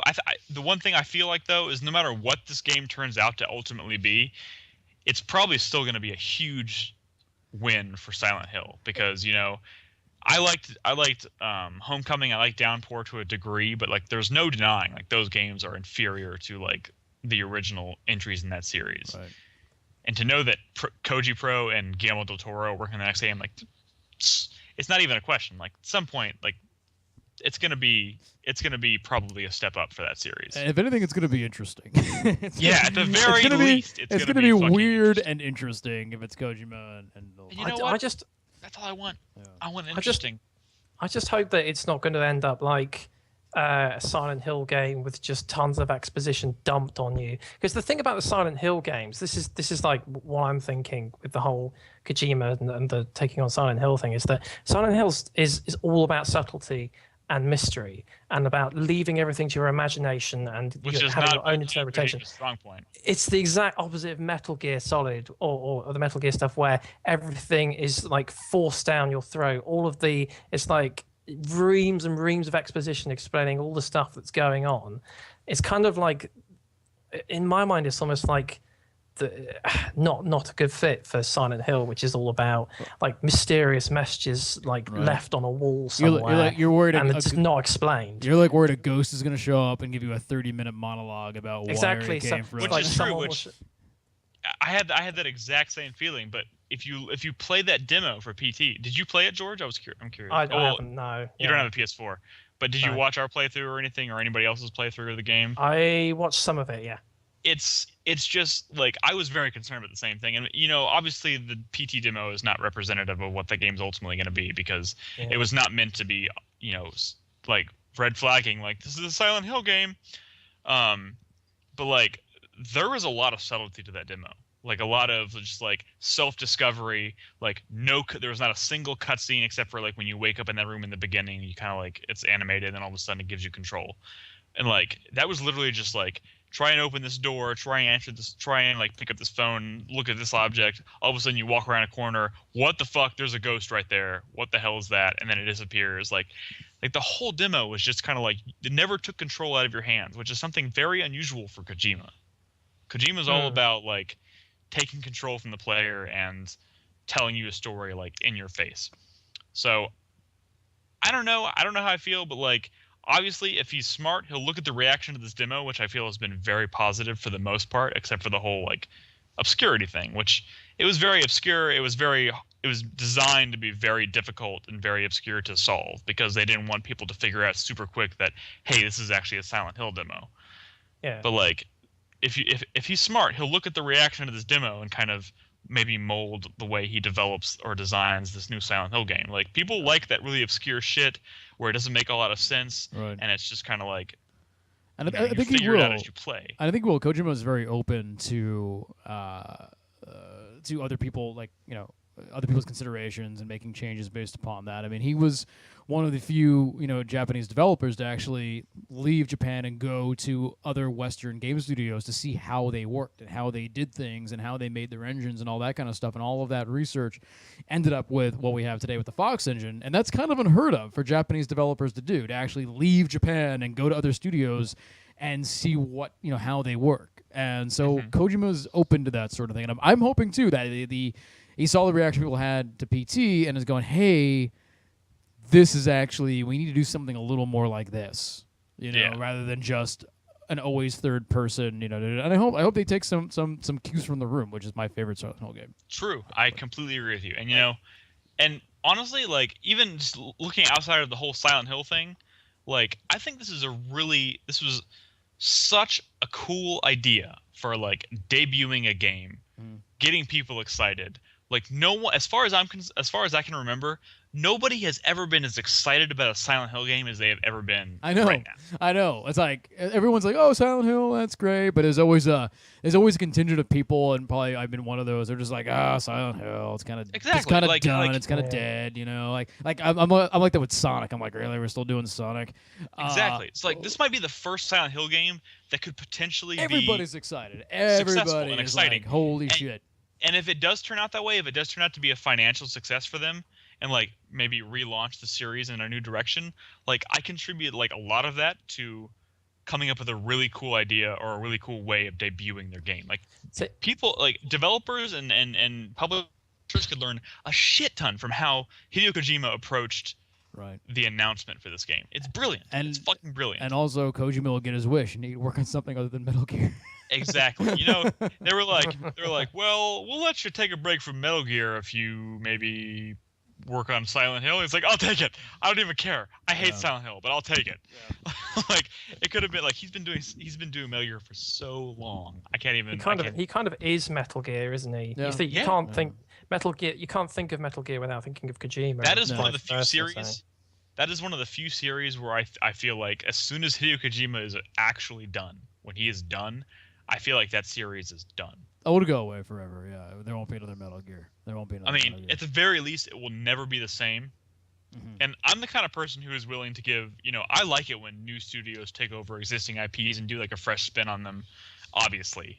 They but couldn't do it. They couldn't. No one else could do it. No one else could do what Metal Kojima Gear does. is too complex of a project. It's too weird and cool and fun, but serious and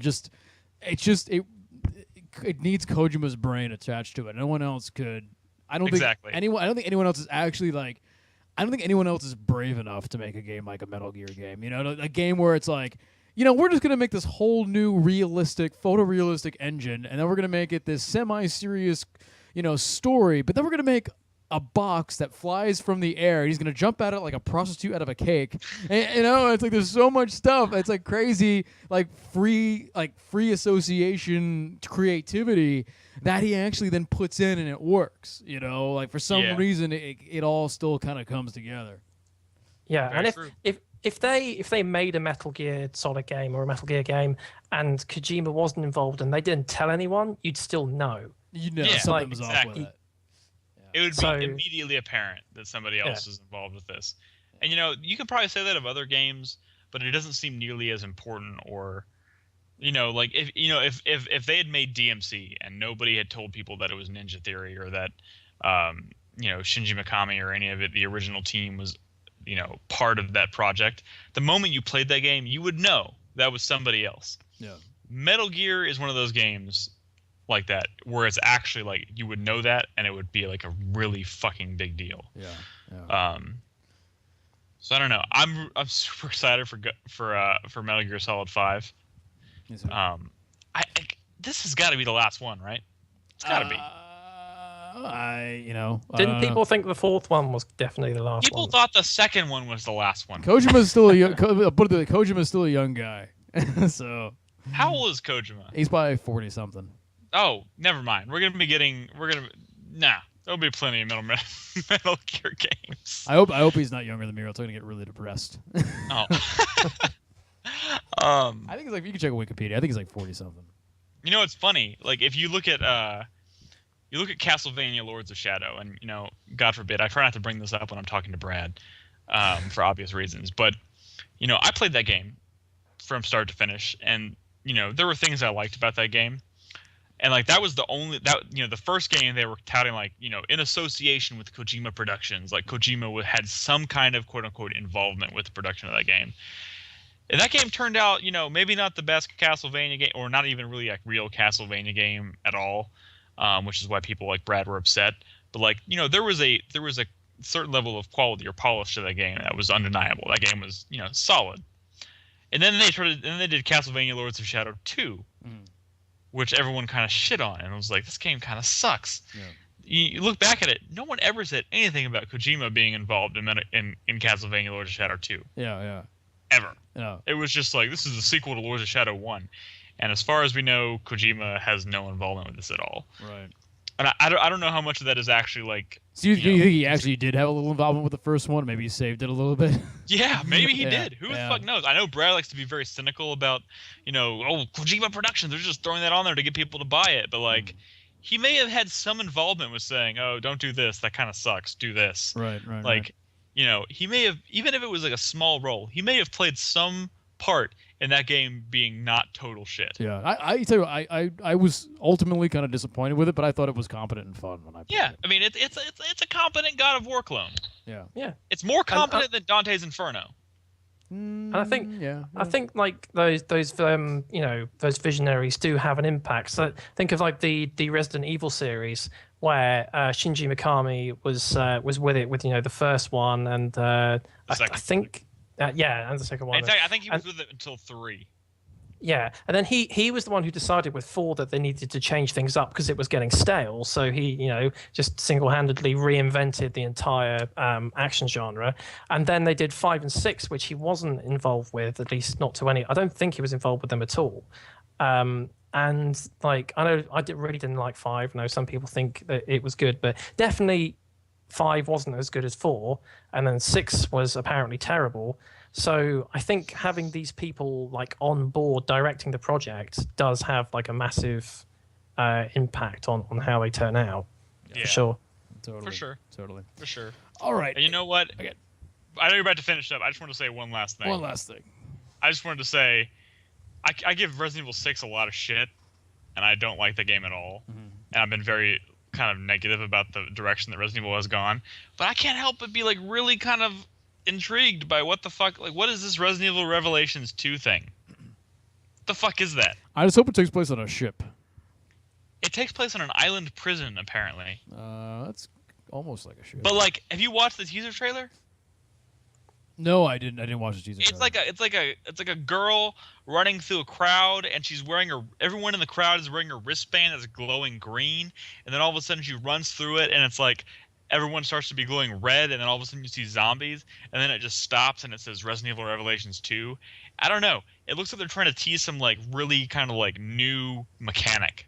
I like it because the trailer itself was called a concept teaser, like an Ikaruga like, sort of thing, like where you have to be like red or green to get through. And... I don't know, maybe that might be cool. I'm kind of intrigued, and Brad made a good point in the last podcast that like it looks like they're taking their time reinventing whatever Resident Evil 7 is ultimately going to be, but they realized they had to put something out that was Resident Evil related during that interim, so they're doing Revelations 2 for console, and they're trying to tease something kind of new. I don't know what it is.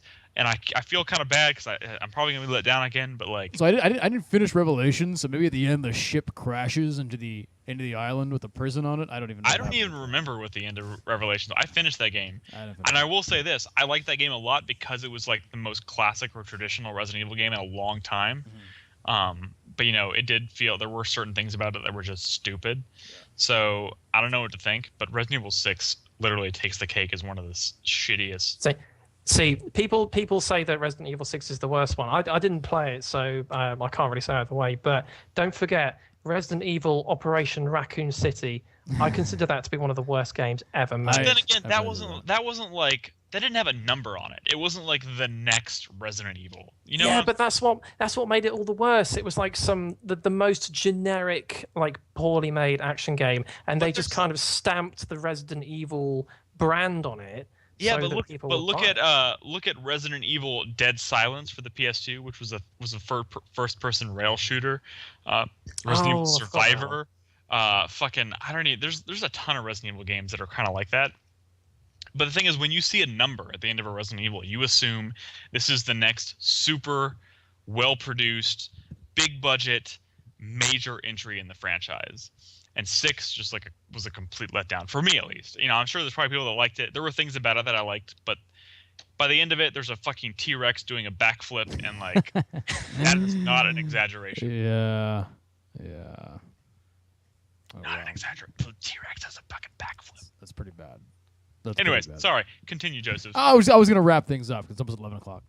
Yep, it is. It's all right, almost 1 o'clock. Oh man! All right, so let's do our final thoughts of the evening. I'll lower that a little bit. That's where we kind of do our little wrap-up final thoughts sort of thing.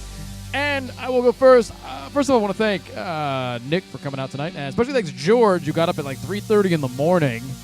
Oh, I've stayed up. He just stayed up all night. Just drinking coffee. He's been drinking coffee all night as he's getting heart palpitations. So thank you very much for coming on the show. Bob and Chris will probably be back next week. Yeah, that's kind of it. I want to thank everybody for checking out the Chopless, actually, over at PAX Prime. Thanks again to Indie Megaboot for having us out there. And looking forward to what's next. All right. George, where'd you go? Final thoughts? My final thoughts are I'm excited for the new Silent Hills game.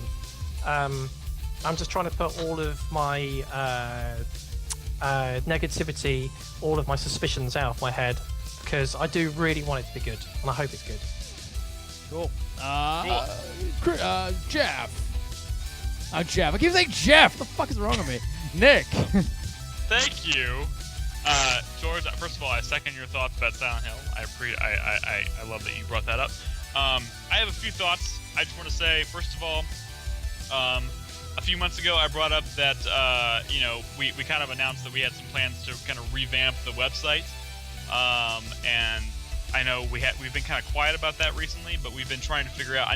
So first of all, Connected Thought, Bob and Joseph have been doing a fantastic job. They've been working tirelessly on Tetropolis, which bravo to you guys. I think you guys are doing an awesome job, and I don't mean seeing a little bit less of you on the site here, but we appreciate your continued appearances whenever you can. Thank but you. I appreciate seriously, you guys are doing awesome, and I think Tetropolis is a fantastic idea, and I hope everyone out there goes and supports it any way that they can. I do also want to say, though, that I think we finally kind of maybe broke some ground on it. We've been trying to find a solution to try and get the website revamped in the past couple weeks, and I think we finally found a solution to that, and maybe we'll be moving forward on that fairly soon. But we haven't forgotten about it, and we're moving forward on it. So that's exciting, and I'm excited about Silent Hill, and I'm also George. Thank you for being on. It's always great to hear from you and see you on the show. We don't get nearly enough of you on here. But hopefully we'll do this again in the future. And of course, Joseph, thank you for having us on. I hope to be on here more in the future. I know it's been a very long time since I've been on the show, but I had a blast. Awesome. Yeah, we gotta get I gotta pee really bad. more George. I think more George in general would be good. I'm always here whenever you know, if you ever need another person, I'm always here. Okay, We don't see or hear from you a whole lot, but we always know you're there, and we're trying to find ways to get you on here more often. So. Damn these time zones. Damn them to hell. Damn these time Damn zones. the hell. All right, everybody, thanks for coming out and watching Cocktail Time live here for 4playernetwork.com. Messing everything up. There we go. That's Play better. that sound clip of David saying something about young girls again. Oh, I don't know. I won't torture him too much. All right, everybody.